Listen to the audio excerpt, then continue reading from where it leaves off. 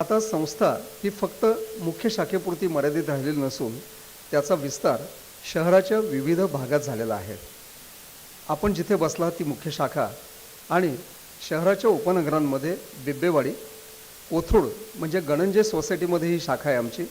त्याचप्रमाणे कर्वेनगर, सिंहगड रोड आणि नुकतीच आत्ता आम्ही शाखा चालू केली आहे. महिन्यामध्ये अगदी डिसेंबरच्या शेवटच्या आठवड्यात आपण विकी कॉमन्सशी करार केलेला आहे. त्यामुळे आपलं अधिकृत संकेतस्थळ आणि विकी कॉमन्स या दोन्ही प्लॅटफॉर्मवरती आपण आता डिजिटाइज केलेली पुस्तकं ही वाचकांना उपलब्ध करून दिलेली आहेत. आपल्या वेबसाईटवरती 600 पुस्तकं आणि आता नुकतीच त्यामुळे त्या विकी कॉमन्स प्लॅटफॉर्मवरती जवळपास 200 ते 250 पुस्तकं अशी दिलेली आहेत आणि हे सर्व ओपन सोर्स आहे. ज्ञान हे ओपन असलं पाहिजे, सर्वांना त्याचा लाभ घेता आला पाहिजे या दृष्टिकोनातून तो सोर्स ओपन ठेवलाय. आपणही आमच्या अधिकृत संकेतस्थळाला भेट द्या आणि त्याचप्रमाणे विकी कॉमन्स प्लॅटफॉर्मवर गेलात तर त्या बुक स्कॅन बाय पुणे नगर वाचन म्हणजे एक स्वतंत्र त्याच्यामध्ये कॅटेगरी तयार झाली आणि तुम्हाला ही सगळी पुस्तकं वाचायला मिळतील. यामध्ये ऐतिहासिक आहेत, धार्मिक आहेत, पौराणिक आहेत असं आणि दर आठवड्याला यामध्ये नवीन नवीन ॲडिशन होणार आहे. येत्या 1 वर्षामध्ये 1 लाख पानं त्यावरती अपलोड करावीत असं आमचं टार्गेट आहे आणि मला खात्री आहे की ते आम्ही निश्चित अचीव करू. ह्या अंकेक्षण प्रकल्पाच्या बरोबरीने काही महत्त्वाच्या ज्या योजना आहेत त्यांची थोडक्यात माहिती देतो. तिथे आपण दिवाळी अंक योजना मोठ्या प्रमाणात राबवतो. फक्त 100 रुपये शुल्कामध्ये 5 महिने वाचकांना दिवाळी अंक वाचायला मिळतात आणि हे अंक फक्त मुख्य शाखेत नाही तर ज्या 6 शाखा आहेत या सर्व शाखांमधून अंक उपलब्ध करून दिलेले आहेत. प्रत्येक शाखेतले वाचक याचा लाभ घेऊ शकतात. त्याचप्रमाणे ज्येष्ठ नागरिकांच्या सोयीकरता घरपोच पुस्तक योजना कार्यान्वित झालेली आहे. थोड्या अल्प किमतीमध्ये असं म्हणू आपण, पण ॲफोर्डेबल कॉस्ट आहे ती. त्यामध्ये आपण काही शहरातल्या ठराविक उपनगरांमध्ये ही सेवा आपण पुरवत असतो. त्याचप्रमाणे इथे जी ग्रंथसंपदा आहे या मुख्य शाखेमध्ये 60,000 ग्रंथ आहेत.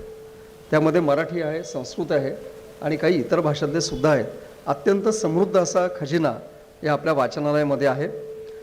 याचा सर्व सर्च आपल्याला ओपॅकवरून करता येतो. म्हणजे तुम्ही कुठेही असलात तरी आपल्या संकेतस्थळावर सर्च बुक नावाची जी फॅसिलिटी आहे त्यावरनं कुठलं पुस्तक आता अवेलेबल आहे हे आपण सर्च करू शकाल.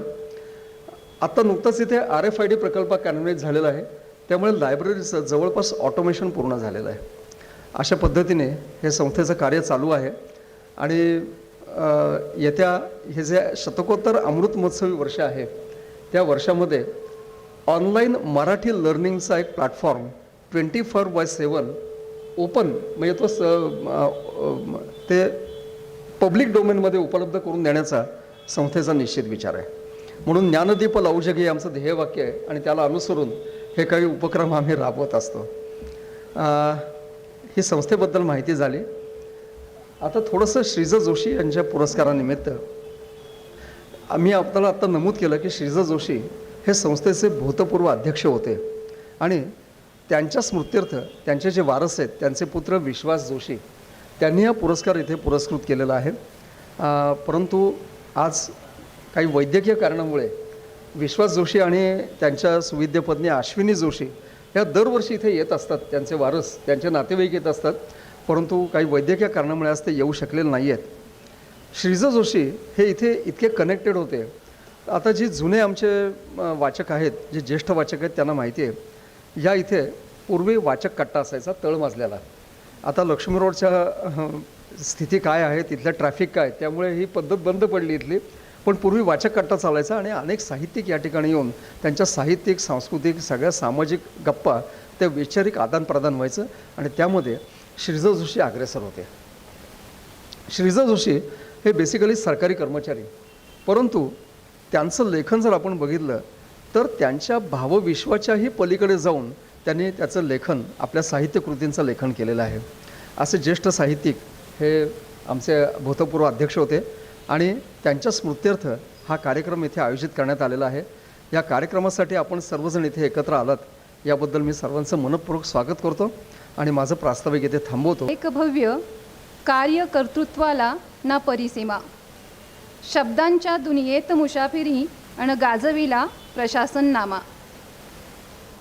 माननीय श्री लक्ष्मीकांत देशमुख, जन्म 5 सप्टेंबर 1955, मुरुम, तालुका उमरगा, जिल्हा उस्मानाबाद, सध्या पुणे येथे वास्तव्य.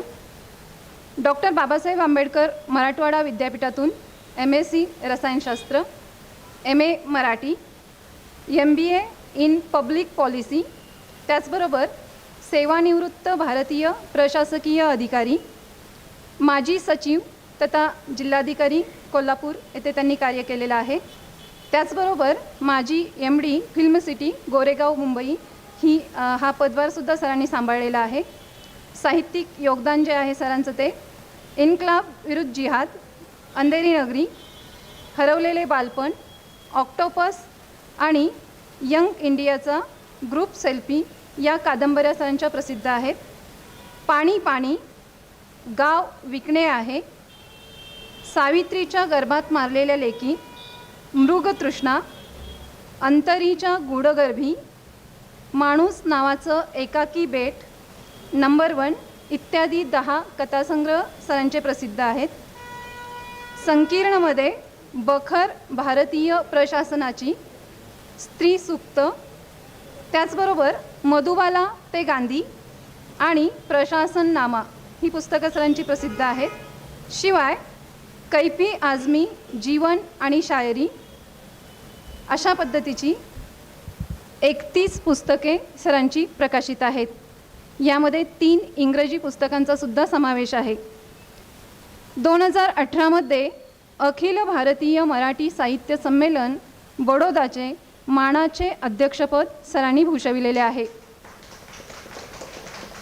इतकंच नाही तर अशा जवळपास डझनभर संमेलनांचं अध्यक्षपद भूषविण्याचा सन्मान जो आहे तोही सरांना लाभलेला आहे.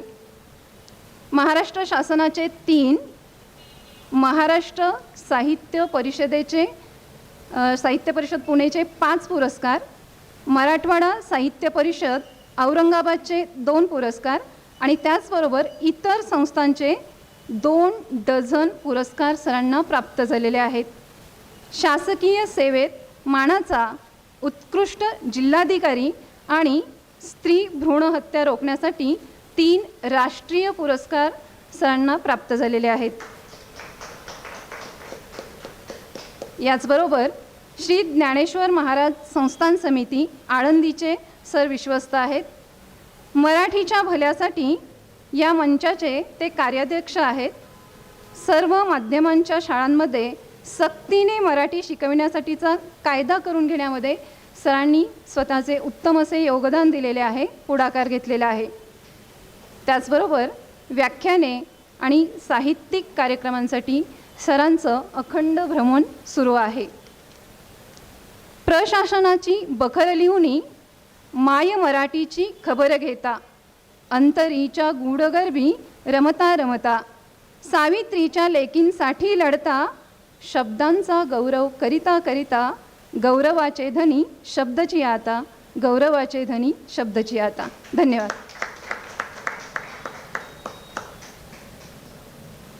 सरांची भाषा सल्लागार समिती अध्यक्षपदी नुकतीच नियुक्ती झालेली आहे.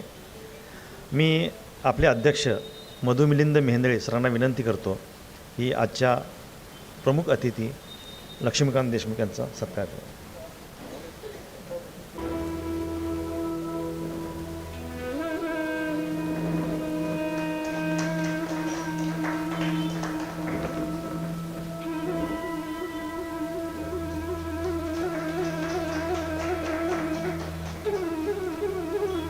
यानंतर आजचे सत्कारमूर्ती लेखक, नाटककार, नट, संवाद लेखक श्री अभिराम भडकमकर यांचा परिचय संकेत देशपांडे यांना करून देण्याची मी विनंती. दिग्दर्शक, पटकथाकार, संवाद लेखक. त्यांचा जन्म अकोला येथे झाला. प्राथमिक शिक्षण कोल्हापुरात झाल्यानंतर ते पुण्यात आले. पुण्यात वाणिज्य शाखेतील पदवी व वृत्तविद्या प्रावीण्यासह पदविका प्राप्त केली. केवळ कथा न सांगता घटितांच्या आधारे मानवी जीवनातील गुंतागुंत, व्यक्तिचित्रता, माणसांचा कोंडमारा, हरवलेले तुटलेले एकाकीपण, चिंतनशीलतेचा व्यापक परिघ आहे. महत्त्वाचे म्हणजे ही चिंतनशीलता पात्रांवर आक्रमण न करता ताठस्थता राखत पात्रांच्या मनोभूमिकेनुसार प्रगटते. त्याचा चेहरा लाभत मानवी जीवनातील गहनतेचे, गांभीर्यतेचे, ताणाबाणाचे आणि आकलनाचे मौदान्य दर्शन त्यातून घडते. हसत खेळत 1991 हे त्यांचं नाटक कौटुंबिक विनोद आलेल्या तरुणाच्या संघर्षाचे अनुषंगाने आयुष्यात यश म्हणजे नेमके काय या प्रश्नावर प्रकाश टाकते. ज्याचा त्याचा प्रश्न देहबान, याच दिवशी या त्याचा प्रश्न 1995 या त्यांच्या नाटकाने देवाच्या अस्तित्वाच्या भावनेने माणसाच्या जगण्यावर झालेले परिणाम, माणसांच्या कृतिशीलतेचा देव या कल्पनेने येणारी मर्यादा आणि बळ याचं उत्कट देणारं नाटक अशा शब्दात समीक्षकांनी गौरवलेलं त्यांचं देहबान नाटक लैंगिकता, त्या अनुषंगाने येणारे प्रश्न, यातील भौतिक सुखाच्या लालसेने मूल्यांना तिलांजली देणारा डॉक्टर तर मूल्य जपणारा मनोरुग्ण यांच्यातील संघर्ष, खरा शहाणा कोण, नामवंत नाट्यसंस्थांनी या नाटकांचे व्यावसायिक रंगभूमीवर प्रयोग केले आणि त्यांना मोठे यश प्राप्त होऊन रसिक आणि समीक्षक मान्यता लाभली. प्रेमपत्र, स्थळी नाटके प्रसिद्ध आहेत. कॉम्रेड का कोट, सवाल अपना अपना, लेडी नजरिया ही त्यांची हिंदी नाटके होय. त्यांनी नाटकं हिंदी, कन्नड, गुजराती, पाहुणा, देहबान आणि ज्याचा त्याचा प्रश्न या नाटकांना अनुक्रमे 1994, 1995 आणि 2005 सालचा महाराष्ट्र शासनासून क्षितिज, साया, टीचर, रास्ते, गोपालजी या मालिकांसाठी लेखन केले आहे. पछाडलेला, देवकी, फुल 3 धमाल, जिंदगी जिंदाबाद, पाऊलवाट, रामदेव आला रे आला या चित्रपटात आपल्या अभिनयाचा ठसाही त्यांनी उमटवलेला आहे. त्यांनी दिग्दर्शित केलेल्या आम्ही असू लाडके या चित्रपटाला अनेक पुरस्कार लाभले असून न्यूयॉर्क येथील आंतरराष्ट्रीय चित्रपट महोत्सवासाठी त्याची निवड झाली होती. या सगळ्या कार्याबरोबर त्यांनी साहित्याच्या वेगवेगळ्या रूपातही आपली अभिव्यक्ती केली आहे. चुडेल ह्या त्यांच्या कथासंग्रह प्रसिद्ध असून त्यांची दूरचित्रवाणीवरील मालिकांच्या संघर्षात चालू असलेली जीवघेणी स्पर्धा आणि कलात्मकतेचा आलेला व्यावहारिक स्वरूप यावर प्रकाश टाकणारी ॲट एनी कॉस्ट आणि बालगंधर्वांना लाभलेल्या दैवी गायिकेला अधोरेखित करील त्यांच्यातली माणूस शोधणारी असा बालगंधर्व या कादंबऱ्या रसिक वाचकांच्या पसंतीस पात्र ठरल्या आहेत.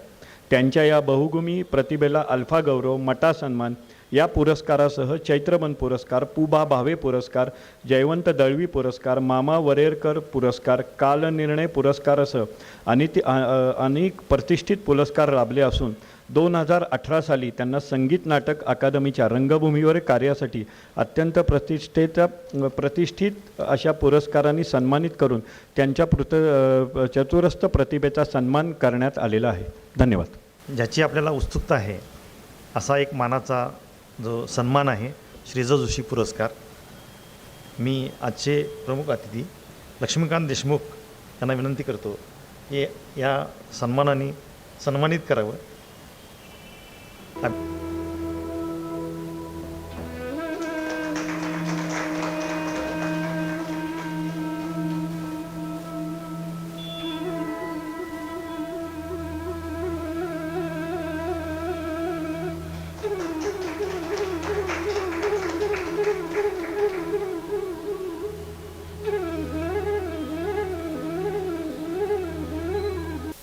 व्यासपीठावरील आदरणीय श्री लक्ष्मीकांतजी देशमुख,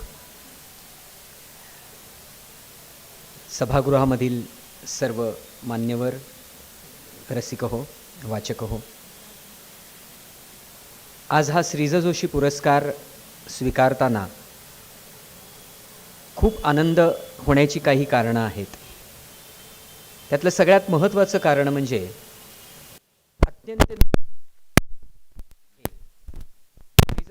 रघुनाथाची बखर माझ्या वाचनामध्ये आली आणि त्यावेळेला वेगवेगळ्या प्रकारचे शरीरामध्ये होणारे जे बदल होते, त्या बदलांच्या संदर्भामध्ये जे प्रश्न निर्माण होत होते, त्या सगळ्या प्रश्नांना कुठेतरी एक वाट देणाऱ्या रघुनाथ धोंडो कर्वे यांच्या संपूर्ण व्यक्तिमत्वाबद्दल आणि तत्त्वज्ञानाबद्दल एक परिचय या पुस्तकातून झाला. आणि केवळ त्या परिचयापर्यंत ते थांबलं नाही, तर त्यांनी मनामध्ये एक वेगळ्या प्रकारच्या घुसळणीला जन्म दिला आणि ही घुसळण त्या संपूर्ण वयामध्ये प्रश्नांना सामोरं जाताना अत्यंत महत्त्वाची ठरली. परंतु ती तिथेच थांबली नाही, तर त्यानंतर मनामध्ये आलेल्या विचारांवर जेव्हा मी देहभान नावाचं नाटक लिहायला घेतलं, तेव्हा देहभान या नाटकाच्या लिखाणाच्या पाठीमागे या पुस्तकाचं एक फार मोठं योगदान आहे असं मला वाटतं. माझे विचार, माझे संभ्रम, माझा दृष्टिकोन याच्यावरती खूप मोठ्या प्रमाणावरती परिणाम करणारं हे पुस्तक होतं. आणि म्हणून त्यावेळेला ज्या लेखकाला मी कधी भेटलोही नाही, ज्या लेखकाशी माझा कधी प्रत्यक्ष संवाद झाला नाही, त्याच लेखकाने कुठेतरी त्या पुस्तकाच्या रूपाने माझं बोट धरून मला त्या संपूर्ण विषयामध्ये फिरवल्यासारखं वाटलं. आणि त्यावेळेला माझ्या मनामध्ये जो एक बंध निर्माण झाला होता, तो बंध आज या पुरस्काराने पुन्हा एकदा अतिशय घट्ट झाला आहे असं वाटतं. आणि म्हणूनच हा पुरस्कार स्वीकारताना हे एक अनोखं बंधन आहे असं मला वाटतं आणि त्याच्याबद्दल मला खूप आनंद होतो. आणि म्हणून मी या ग्रंथालयाचा, आपणा सर्वांचा अतिशय मनापासून कृतज्ञ आहे. इन्शाअल्लाह या कादंबरीची जेव्हा कौतुक होतं, लोक जेव्हा त्याच्याबद्दल भरभरून बोलायला लागतात, त्याच्यावर प्रतिक्रिया देतात, किंवा आता त्याला हा पुरस्कार मिळालेला आहे, परवाही त्याला ठाण्याच्याही एका ग्रंथाचा श्रीस्थानक पुरस्कार जाहीर झाला आहे, तो 16 तारखेला आहे. असे पुरस्कार होतात किंवा लोकांना त्याच्यामध्ये वेगवेगळ्या अँगलनी जेव्हा बोलावंसं वाटतं, तेव्हा मला खूप आनंद तर होतोच आणि हायसंही वाटतं. कारण सुदैवाने पुरस्कारांच्याबद्दल एक निरीच्छता निर्माण होण्या एवढं संतत्व मला प्राप्त झालेलं नाही. अजूनही मी षड्विकारांनी लिप्त अशा पद्धतीचाच माणूस आहे. आणि तो जसा मी षड्विकारांनी मी जितका लिप्त राहीन, तितकं मला असं वाटतं की मी अधिकाधिक साहित्यामध्ये रमत जाईन आणि अधिकाधिक साहित्याकडेच वळत जाईन. परंतु मला आनंदही होतो आणि मला थोडंसं हायसंही वाटतं. याचं महत्त्वाचं कारण इन्शाअल्लाह या कादंबरीमधला स्वर. माझं संपूर्ण लहानपण कोल्हापूरला गेलं आणि खरं तर मुस्लिम बहुल वस्ती वगैरे असं काही त्यावेळेला म्हटलं जात नव्हतं किंवा त्या पद्धतीचं कधी काही मनातही आलं नाही. मी ज्या ठिकाणी राहायला गेलो त्या ठिकाणी खूप मोठ्या प्रमाणावर मुस्लिम वस्ती होती, मशीद होती आणि सगळं त्या ठिकाणचं वातावरण होतं. लहान असल्यामुळे, संस्कारक्षम वय असल्यामुळे सगळे मित्र आणि या सगळ्या याच्यामध्ये त्या जीवनामध्ये मी इतका मिसळून गेलो, त्या जीवनाचाच एक भाग झालो. माझी मित्रमंडळीही आमच्या संपूर्ण जीवनाचा आणि कुटुंबाचा एक भाग झाली. आणि आजही ते बंध तुटलेले नाहीत. आजही घरामध्ये काही मंगल कार्य होतं किंवा एखाद्याच्या घरामध्ये काही दुःखी घटना घडते, त्यावेळेला आम्ही एकमेकांच्या बरोबर असतो, आम्ही एकमेकांना साथ देतो, प्रत्यक्ष भेटी होतात, मोबाईलवरनंही संपर्क असतो. इतका त्या संपूर्ण जीवनाशी समरस झालेला असल्यामुळेच जेव्हा ही कादंबरी किंवा हे विचार माझ्या डोळ्यासमोर यायला लागले, तेव्हा मला असं वाटायला लागलं की खऱ्या अर्थाने या विषयावरती आपण लिहिलं पाहिजे. कारण मी असं म्हणतो की तो माझ्याच आयुष्याचा एक तुकडा आहे. अनेकांनी मला म्हटलं की अरे तू आणि इन्शाअल्लाह. मी म्हटलं हो, कारण इन्शाअल्लाह हाही माझ्याच आयुष्याचा एक तुकडा आहे, हाही माझ्याच आयुष्याचा एक भाग आहे. आणि हे करत असताना मला नेहमी असं जाणवत होतं की भारतातल्या मुस्लिम समस्येकडे किंवा हिंदू मुस्लिम समस्येकडे एक पाहण्याची एक रूढ चौकट निर्माण झालेली आहे. साहित्यामध्ये, नाटकामध्ये, चित्रपटांच्यामध्ये ही एक रूढ चौकट आहे.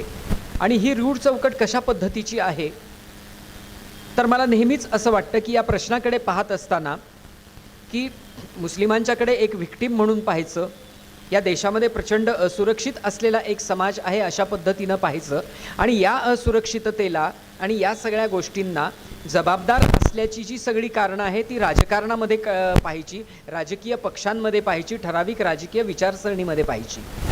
पण या संपूर्ण वातावरणामध्ये राहत असताना माझ्या असं लक्षात आलं की राजकारण तर आजूबाजूला असतंच, समाजातली घुसळण तर आजूबाजूला असतेच, ती सगळ्याच प्रश्नांवरती काही ना काहीतरी परिणाम करत असतेच. परंतु या पाठीमागे जी सगळ्यात महत्त्वाची गोष्ट आहे ती म्हणजे बंदिस्तपणा आहे.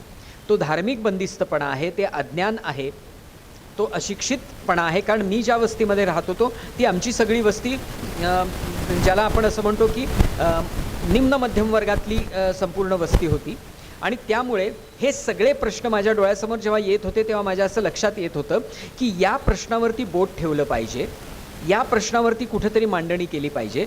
हा अडाणीपणा, हे अशिक्षित असणं आणि ही धार्मिक बंदिस्तता, म्हणजे सगळ्यात गमतीचा भाग असा आहे की या प्रश्नाबद्दल बोलत असताना अनेकदा आपल्याला सगळं खापर राजकीय अंगानीच किंवा त्या परिप्रेक्षामध्येच फोडण्याची एक सवय लागलेली असल्यामुळे मूळ प्रश्नाकडे दुर्लक्ष होतं आहे का, ओवेसीकडे अधिकाधिक लक्ष देता देता आम्ही हमीद दलवाईंना विसरतो आहोत का, हा सगळ्यात महत्त्वाचा प्रश्न माझ्यासमोर पडत होता. ज्या शाळेमध्ये मी शिकलो आंतरभारती विद्यालय, तेव्हा शाळेचं नाव आंतरभारती विद्यालय होतं. आम्ही जेव्हा 10वीला गेलो तेव्हा त्या शाळेचं नाव वि. स. खांडेकर प्रशाला असं झालं. आमच्या शाळेमध्ये हुसेन जमादार नावाचे एक शिक्षक होते, जे मुस्लिम सत्यशोधक समाजाचं काम करत होते आणि त्यांचं काम अत्यंत जवळून पाहिलेलं आहे. ज्या उत्कटतेने ते काम करत होते आणि प्रत्येक वेळेला ते असं म्हणत होते की भिंतीवरती डोकं आपटण्यासारखं आहे. कितीही भिंतीवरती डोकं आपटलं तरी ही भिंत काही बाजूला होईल किंवा फुटेल असं वाटत नाही. आणि दुर्दैवाने जमादार सरांनी त्या सगळ्या डिप्रेशनमध्ये, त्या सगळ्या याच्यामध्ये येऊन आत्महत्या केली.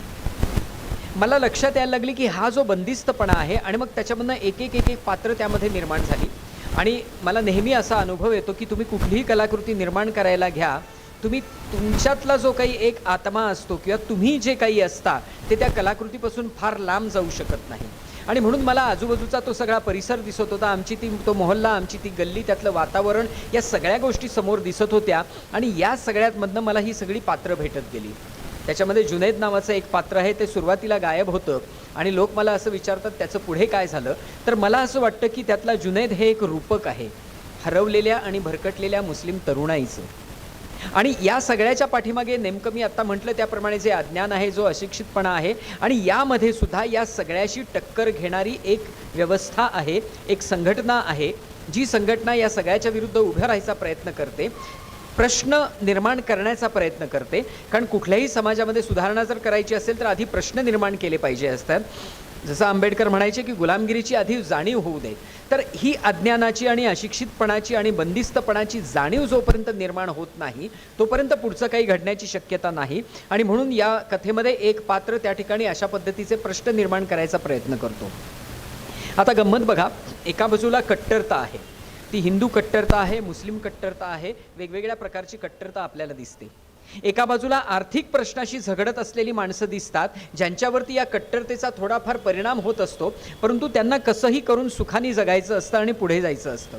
अशा पद्धतीचा एक वर्ग आहे. या सगळ्याचं भान ठेवून या सगळ्यामध्ये बदल व्हावा याचा प्रयत्न करणारा एक वर्ग आहे.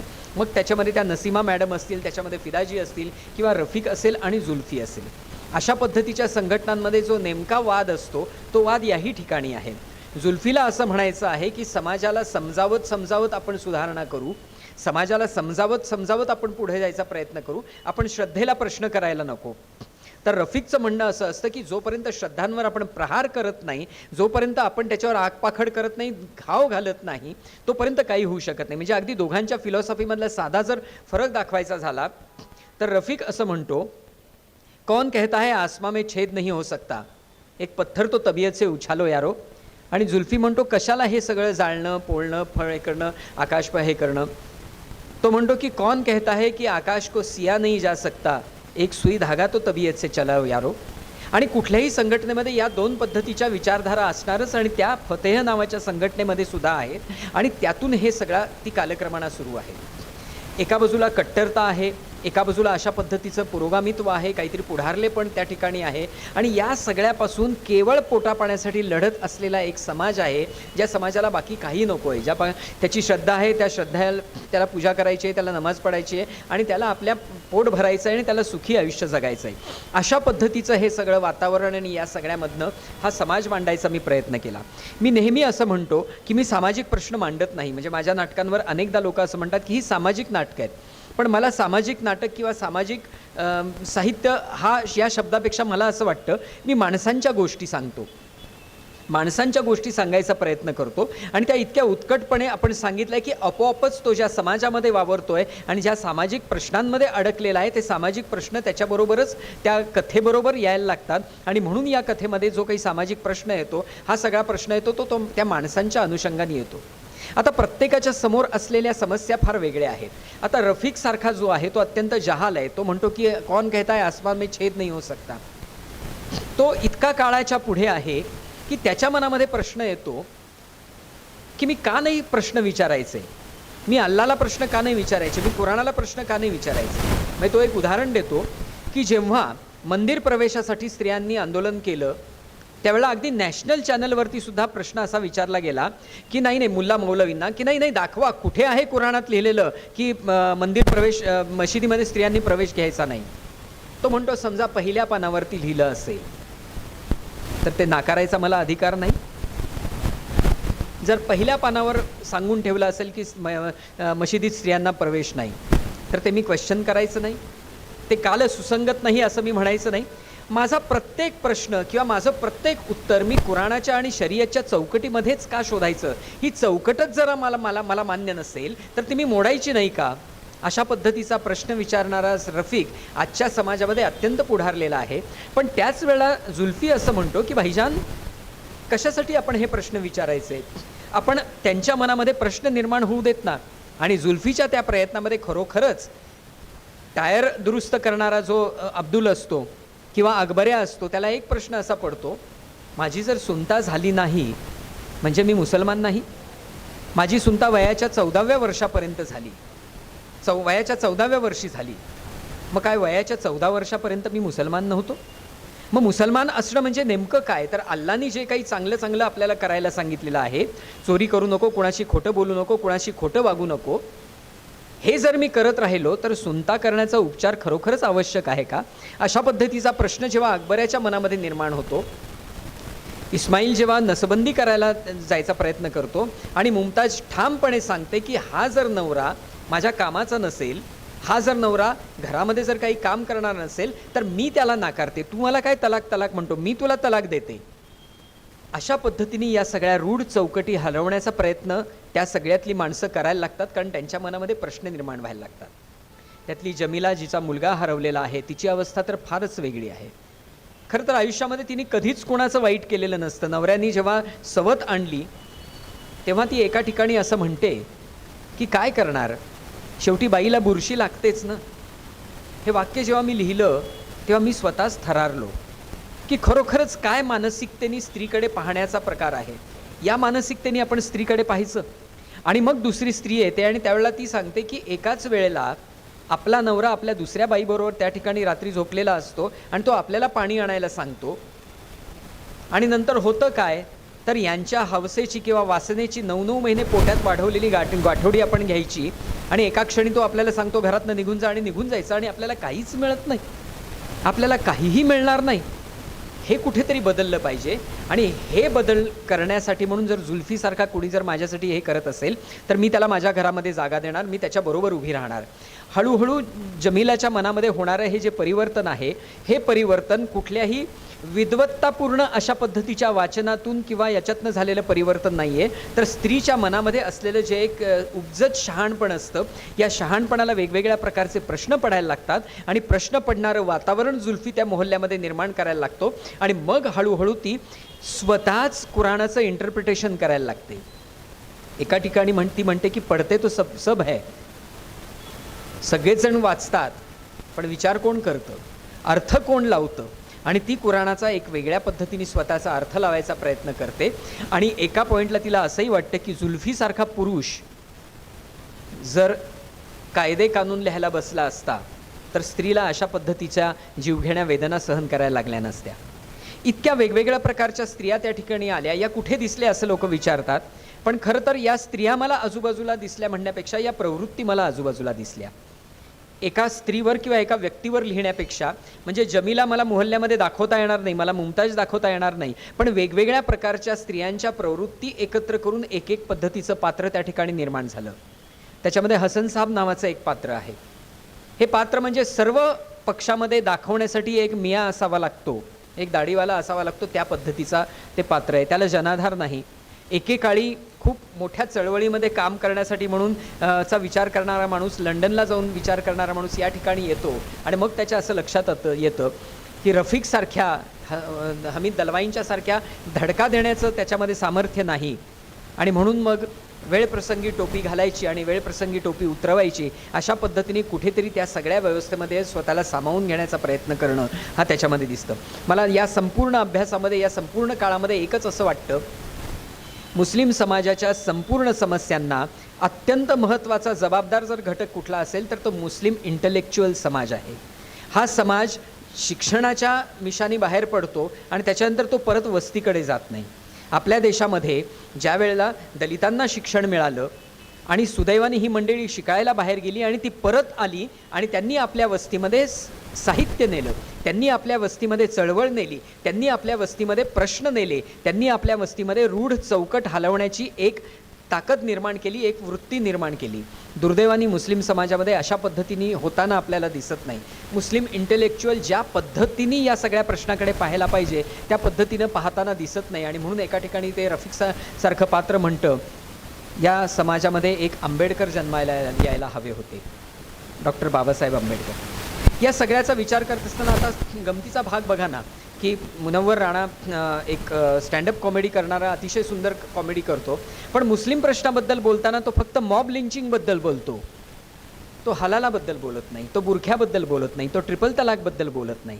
दुर्दैवाने बंधनं असतील. आता साधी गोष्ट आहे, नग्न सरस्वती जेव्हा MF हुसेननी काढली त्यावेळेला आपण सगळ्यांनी असं म्हटलं की ही कलात्मकता आहे आणि त्याच्याकडे कला म्हणून पाहिलं पाहिजे, त्याचा विरोध करता कामा नाही, कारण खजुराहोपासून सगळीकडे आपल्याला नग्न मूर्ती दिसतात, आपण का विरोध करायचा. आणि ठामपणे हुसेन त्या बाजूने उभे सुद्धा राहिले. पण जेव्हा त्यांनी Meenakshi the tale of 3 cities नावाचा चित्रपट केला आणि त्यामध्ये काही गाणी तयार केली ज्याच्यामध्ये उर्दू आयत त्यांनी वापरली, कुराणातल्या काही आयत वापरल्या त्यांनी, आणि त्यांना लगेचच फोन गेले की हे चुकीचं आहे आणि त्यांनी वाद नको म्हणून सर्वच्या सर्व गाणी काढून टाकली, विड्रॉ केली, मागे घेतली.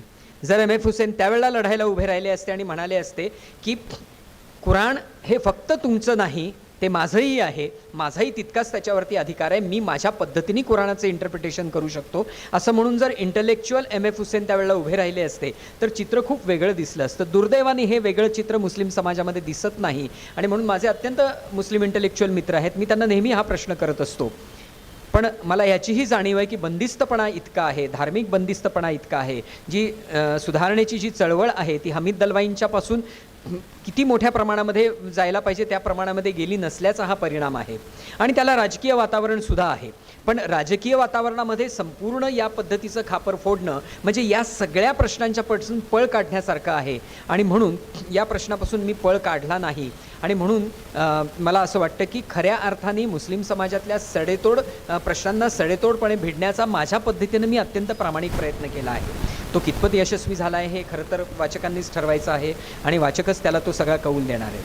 कट्टरतेचा विचार करत असताना मला एक जाणवतं, धार्मिक कट्टरता तर आहेच, परंतु म्हणजे माझं ज्याचा त्याचा प्रश्न नाटक तुम्ही वाचलं असेल, देहभान नाटक वाचलं असेल, मी ठामपणाने असं म्हणतो की मी पुरोगामी आहे किंवा मी पुरोगामित्वाच्या प्रवासातला एक घटक आहे. कारण पुरोगामित्व म्हणजे कुठल्याही संस्थेचं सभासदत्व घेण्यासारखं नसतं की आजीवन सभासदत्व घेतलं आणि मी आता पुरोगामी झालो. पुरोगामी असणं ही एक आंतरिक लढा असतो, ज्याचा त्याचा प्रश्नामध्ये मी म्हटलेलं आहे की हा आत चाललेला एक सततचा अविरत संघर्ष असतो जो मरेपर्यंत आपल्याला करायचा असतो. असं होत नाही की एकदा सर्टिफिकेट मिळालं आणि तुम्ही पुरोगामी झालात. हा संघर्ष जो आहे तो समाजाला सुद्धा सतत करावा लागतो आणि आंतरिक संघर्ष सुद्धा तो मोठ्या प्रमाणावर असतो. आज तो संघर्ष होताना आपल्याला दिसतोय का? आज आपण खऱ्या अर्थाने तो संघर्ष आपल्या आतमध्ये आणि समाजामध्ये करतो आहोत का? मग या सगळ्याबद्दल बोलत असताना किंवा या का पुरोगामित्वाची सुद्धा एक कट्टरता निर्माण झालेली आहे का? पुरोगामित्वाची सुद्धा एक संकुचित व्याख्या आणि एक साचलेपण त्याच्यामध्ये आलेलं आहे. एक पुरोगामी म्हणून मी साहित्यिकांना प्रश्न विचारतो, एक पुरोगामी म्हणून मी सरकारला प्रश्न विचारतो, विरोधी पक्षांना प्रश्न विचारतो, कलावंतांना प्रश्न विचारतो, मी सगळ्यांना प्रश्न विचारतो, त्या सगळ्यांची मी चिकित्सा करतो. पण मी पुरोगामित्वाची चिकित्सा करतो का? आणि म्हणून या कादंबरीमध्ये मी पुरोगामित्वाची सुद्धा चिकित्सा केलेली आहे. आणि मी असं म्हटलेलं आहे की पुरोगामित्व आज भंजाळलेलं आहे. मी त्या ठिकाणी पुरोगामीच्या ऐवजी शब्द असा वापरला आहे की खूप कमी लोक पुरोगामी आहेत, अधिकांश लोक हे पुरोभ्रमी आहेत. आपण पुरोगामी असल्याचा भ्रम बाळगणारे आहेत. आणि इथे कादंबरीच्या बाबतीमध्ये एक अडचण निर्माण होते. मी नेहमी गमतीने असं म्हणतो की या कादंबरीला सामोरं कसं जायचं याचा अनेकांना प्रश्न पडतो, कारण स्वतःची चिकित्सा करणं खूप अवघड असतं. आणि त्यामुळे पुरोगामित्वाची सुद्धा चिकित्सा झाली पाहिजे, कारण देशातल्याच नव्हे तर जगातल्या कुठल्याही परिस्थितीवरती पुरोगामित्व हेच उत्तर असतं. कारण पुरोगामित्व तुम्हाला निसर्गाच्या बरोबर एक सुवर्णमध्य साधणं किंवा निसर्गाच्या बरोबर आपला ताल आणि सूर मिळवून चालायला शिकवत असतं. ते कालसुसंगत असतं. पुरोगामित्व वैज्ञानिक दृष्टिकोनातून आपल्या आजूबाजूच्या सगळ्या गोष्टींशी तुम्हाला घासून पुसून तुमचं वर्तन परत परत त्याची चिकित्सा करतं आणि तुमचे वर्तन पुन्हा एकदा सुधारलं पाहिजे याचा विचार करत असतं. आणि म्हणून पुरोगामित्वाला पर्याय नाही, पण पुरोगामित्वसुद्धा सतत सतत घासून पुसून घेतलं पाहिजे. आणि त्यामध्ये आज कुठेतरी साचलेपणा आला आहे की काय, अशा पद्धतीचाही प्रश्न त्यामध्ये मी निर्माण केलेला आहे.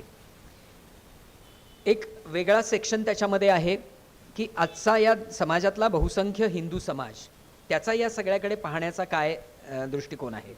तो दृष्टिकोन मांडत असताना मला एक त्या ठिकाणी एक ही गोष्ट दिसते की आता खूप वेगवेगळ्या प्रकारचे प्रश्न निर्माण व्हायला लागलेत. म्हणजे ज्या पद्धतीचा हा प्रश्न आहे की नग्न सरस्वतीकडे आम्ही कलात्मक पद्धतीनं पाहायचं, पण सॅटॅनिक वर मात्र आपण बंदी घालतो आणि तिथे मात्र आपण म्हणत नाही की त्याचं साहित्यिक मूल्य आपण तपासलं पाहिजे किंवा ती कादंबरी वाचायचा किंवा ते पुस्तक वाचायचा आम्हाला अधिकार आहे. जोपर्यंत खऱ्या अर्थाने समतोल अशा पद्धतीने या सगळ्या प्रश्नांकडे आपण पाहणार नाही, तोपर्यंत हा प्रश्न सुटेल असं मला वाटत नाही. आणि म्हणून मी जे सुरुवातीला म्हटलं की मला हायसं वाटतं ते या कादंबरीतला आवाज एका पद्धतीने त्याला तुम्ही रेकग्निशन दिलं किंवा या आवाजाला एका पद्धतीने तुम्ही मान्यता दिली किंवा एक या आवाजामध्ये आवाज मिसळवला. हा आवाज जो कुठल्याही प्रकारचं ध्रुवीकरण नाकारतो तोच आज अल्पसंख्य आहे असं मला वाटतं. कुठली तरी एक बाजू घेऊन त्याच्याच बाजूने ती भूमिका बांधणं आणि त्याच्या बाजूनी लढा देणं ही गोष्ट आज फार अवघड राहिलेली नाही. कारण दोन्ही बाजूला राहुटे आहेत, दोन्ही बाजूला तंबू आहेत, दोन्ही बाजूला त्या पद्धतीचे कॅम्प्स आहेत. कुठल्या तरी एका कॅम्पमध्ये तुम्ही उभा राहिलात की त्या कॅम्पची का होईना तुम्हाला एक सुरक्षितता मिळते, त्या कॅम्पचा का होईना तुम्हाला एक ऑडियन्स मिळतो. परंतु दोन्ही कॅम्प्सना नाकारणं आणि या प्रश्नाला ही आणि आणखी एक तिसरी बाजू आहे असं म्हणणं आणि संपूर्णपणे ध्रुवीकरणाला नकार देणं हे खूप गरजेचं आहे असं मला वाटतं. माझ्या परीने या कादंबरीमध्ये मी ध्रुवीकरणाला नकार देण्याचा प्रयत्न केलेला आहे की ध्रुवीकरणाने काहीच साध्य होणार नाही. ध्रुवीकरणाला नकार दिला पाहिजे, दोन्ही प्रकारच्या ध्रुवीकरणाला नकार दिला पाहिजे आणि प्रश्न विचारले पाहिजेत. मग ते रूढीला असतील, ते परंपरांना असतील, ते आस्थांना असतील, ते धर्माला असतील, धर्मग्रंथाला असतील, साक्षात परमेश्वराला असतील. ज्याचा त्याचा प्रश्न नाटकामध्ये मी असं मांडलेलंच आहे की लहानपणापासून आपल्याला परमेश्वराचं अस्तित्व इंजेक्शनसारखं इंजेक्ट केलं जातं आणि पुढे जाऊन ती आपली मजबुरी बनते. त्यामुळे एका परीने ज्याचा त्याचा प्रश्न मधला जो भास्कर आहे त्या भास्करचीच ही रफिक ही वेगळी आवृत्ती आहे असं मला वाटतं. हे सगळं करत असताना जो काही 1-1.5 वर्षाचा माझा काळ गेला तो काळ खूप सुंदर गेला. कारण परत एकदा मी मनातल्या मनात टाकाळा नावाचा जो आमचा परिसर आहे त्या टाकाळ्यावरती जगून घेतलं. ती भाषा खूप सुंदर आहे. त्या भाषेची गंमत अशी आहे की ती मराठी, हिंदी, थोडंसं कन्नड आणि उर्दू या पद्धतीने मिसळली आहे. म्हणजे तिच्यामध्ये उर्दू शब्द पण आहेत, म्हणजे त्याच्यामध्ये जहन्नुम आहे, जन्नत आहे, परंतु काही ठिकाणी ते सरळ सरळ मराठीचं हिंदी भाषांतर आहे. म्हणजे खाला अनवर है क्या हे सरळ सरळ मराठीचं भाषांतर आहे. परंतु गमतीचा भाग असा की आजूबाजूच्या त्या सगळ्या परिस्थितीमधनं काही संकल्पना त्या ठिकाणी आलेल्या आहेत. म्हणजे शिवी देताना कुठलीही मुस्लिम स्त्री आपल्या मुलाला शिवी देताना म्हणजे तेरा मुर्दा बिठाया भिताडा नजीक. आता मुर्दा बिठाया प्रेत हे बसवून ना हिंदूंमध्ये नेलं जातं ना मुस्लिमांमध्ये नेलं जातं. ते लिंगायत समाजामध्ये आणि आणखीन इतर काही समाजामध्ये हे केलं. परंतु त्या पश्चिम महाराष्ट्रामध्ये तो समाज मोठ्या प्रमाणावर असल्यामुळे कुठेतरी त्याचा संदर्भ याच्यामध्ये आला असेल आणि तो अशा पद्धतीची ती भाषा अतिशय गोड आहे. मला नेहमी लोक असं म्हणतात की काय बंगाली गोड आहे. मी असं म्हणतो की तुम्ही आमची बागवानी ऐका, ती तितकीच गोड आहे. म्हणजे कुठल्या भाषेचा इथे संघर्ष नाही, पण ती तितकीच गोड आहे. आणि ही भाषा या संपूर्ण कादंबरीमध्ये मी वापरली. लोक मला असं म्हणतात की या भाषेचा तू अभ्यास कसा केलास, तर खरं अभ्यास करायची गरजच लागली नाही. कारण लहानपणी खेळताना, वावरताना, वेगवेगळ्या घरांमध्ये जाताना मित्रांकडे ही भाषा कानावर पडली. कदाचित नाटकाचा हे असल्यामुळे, नकला करण्याचा हे असल्यामुळे ती भाषा माझ्या इतकी जिभेवर चढली की मी आता असं म्हणतो की मराठीनंतर ती माझी दुसरी मातृभाषा आहे. आणि त्यामुळे ही भाषा आता आशा अपराधांच्या आत्मकथनामध्ये आपण वाचली, हुसेन जमादारांच्या आत्मकथनामध्ये वाचली, काही लघुकथांमध्ये आपण वाचतो. पण ही भाषा इतक्या मोठ्या प्रमाणावर साहित्यामध्ये आणण्यामध्ये एक मला आनंद झाला. मला असं वाटलं की मी माझं वातावरण, माझी मित्रमंडळी, माझ्या आजूबाजूचं जे सगळं वास्तव आहे ते कुठेतरी एका पद्धतीने या कादंबरीमध्ये आणायचा प्रयत्न केला आणि एका पद्धतीने त्या जागेचं आणि त्या काळाचं ऋणच मी कुठेतरी वेगळ्या पद्धतीने फेडायचा प्रयत्न केला आहे असं मला वाटतं. या कादंबरीवरती खूप वेगवेगळ्या प्रतिक्रिया आल्या, खूप टोकाच्या प्रतिक्रिया आल्या. म्हणजे एका सुप्रसिद्ध दिग्दर्शकाने मला असं विचारलं की तुला काय मिळालं, मुस्लिम समाजामध्ये अज्ञान आहे आणि अंधकार आहे किंवा हे आहे असं दाखवून तुला काय मिळालं. त्यांचं म्हणणं असं होतं की हा संपूर्णपणे राजकीय ही समस्या आहे आणि राजकीय समस्येच्या व्यतिरिक्त, तर मी म्हटलं की परत म्हटलं त्याप्रमाणे तो पलायनवाद आहे. केवळ राजकारणावरती याचं खापर फोडून आपल्याला त्यापासून पळता येणार नाही. मला सगळ्यात गमतीचा भाग असा वाटला, माझ्या अनेक इंटलेक्च्युअल मुस्लिम मित्रांना मी कादंबरी दिली वाचायला, जेव्हा ती सुरुवातीलाच आली, त्याच्यानंतर 8च महिन्यामध्ये त्याची दुसरी आवृत्ती आली. पण अनेकांना मी जेव्हा फोन करतो तेव्हा ते मला म्हणतात, अरे वाचली पण राहून गेलं सांगायचं. या कादंबरीबद्दल हे राहून का जातंय हे मला बऱ्याच प्रमाणात नाही. पण माझ्याबरोबर खेळणाऱ्या असलमच्या बायकोने ही कादंबरी वाचली, माझ्याबरोबर खेळणाऱ्या लियाकतच्या बायकोने ही कादंबरी वाचली त्यांच्या आधी, म्हणजे त्यांना ही कादंबरी दिली त्याच्या आधी. आणि त्यांचे मला फोन आले आणि त्यांनी जेव्हा मला सांगितलं की आम्हाला ही कादंबरी वाचून बरं वाटलं, तेव्हा मला असं वाटलं की ज्यांच्यासाठी ही लिहिली होती तिथपर्यंत ही कादंबरी पोचते आहे आणि हीच या कादंबरीची खरी पोचपावती आहे. या कादंबरीच्या मुखपृष्ठाबद्दल सांगेन आणि मी थांबेन. या कादंबरीच्या मुखपृष्ठाची गंमत अशी आहे की या कादंबरीच्या मुखपृष्ठावरती जो मुलगा आहे त्याचं नाव आहे सलीम मुल्ला. त्याचं ऋण तर मी म्हणजे नाकारूच शकत नाही. त्याचा आणि माझा प्रवास पूर्णतः समांतर आहे. तोही त्या मोहल्ल्यामध्ये राहणारा, मीही त्या मोहल्ल्यामध्ये राहणारा. मी ज्या शाळेमध्ये शिकलो त्याच आंतरभारती, म्हणजे आता वि. स. खांडेकर प्रशालेचा तो विद्यार्थी आणि मीही तोही त्याच शाळेचा माजी विद्यार्थी. एक दिवस तो माझ्याकडे आला आणि तो मला म्हणाला की मला NSDला जायचं आहे. म्हटलं अरे वा छान, मला हे माहीत नव्हतं तू नाटकात कामं करतोस. काही संस्थांच्या नाटकात मी कामं केली आहेत. मग मी 1 वर्ष त्याची तयारी करून घेतली. दुर्दैवाने त्याला ॲडमिशन मिळाली नाही. त्याने पुढच्या वर्षी पुन्हा तयारी केली आणि त्याला NSDमध्ये ॲडमिशन मिळाली. त्यामुळे माझ्या याच्यामधला जो दुसरा टप्पा होता, तिसरा टप्पा आमच्या याच्यामधला, तोही NSDचा आता पास आऊट आहे.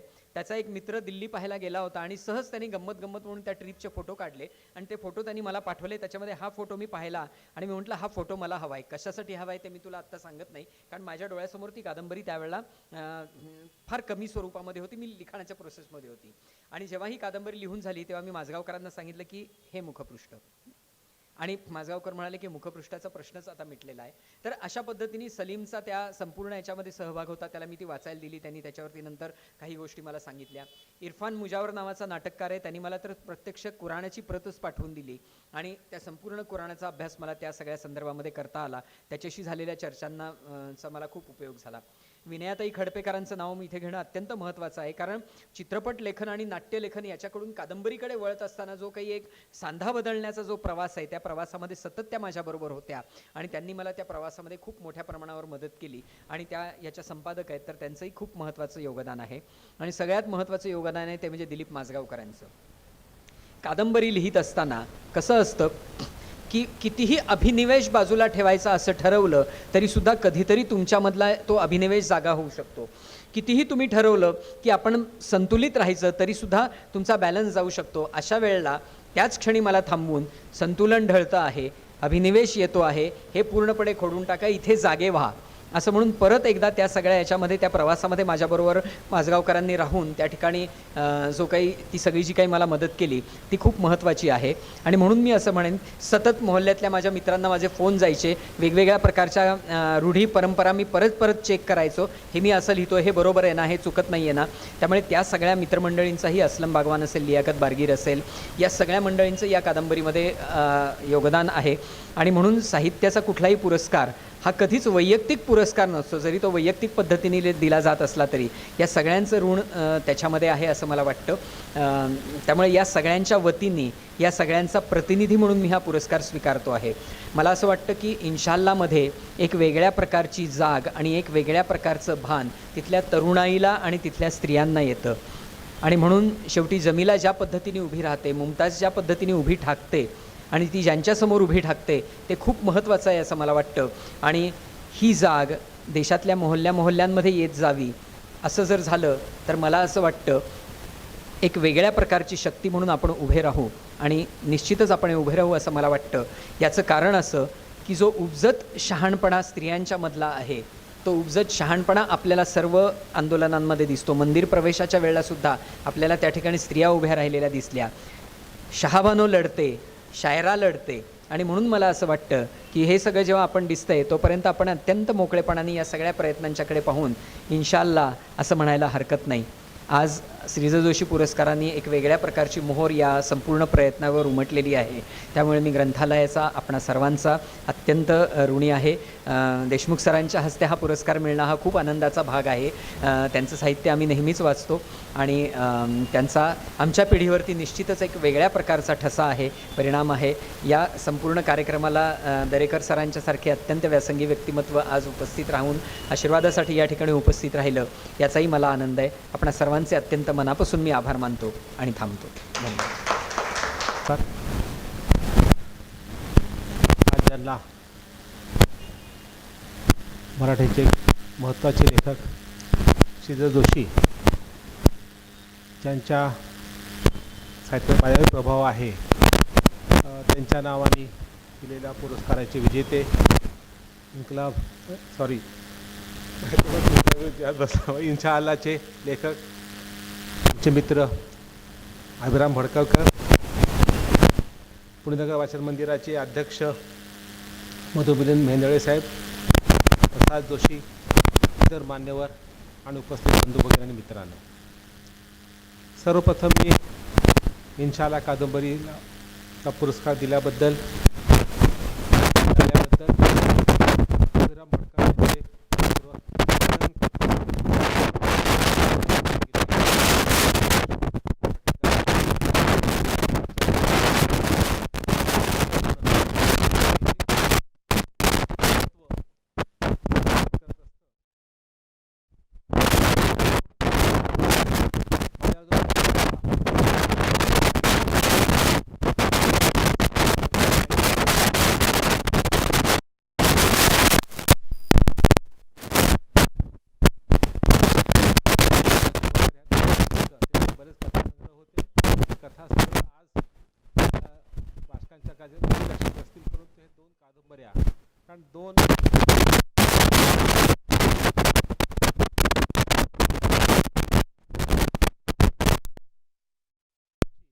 पहिल्या महिला डॉक्टर होत्या, पण त्यांना डॉक्टर झाल्यानंतर प्रॅक्टिस करता आली, सेवा करता आली नाही आणि त्यांचं निधन झालं अतिशय अल्प काळामध्ये.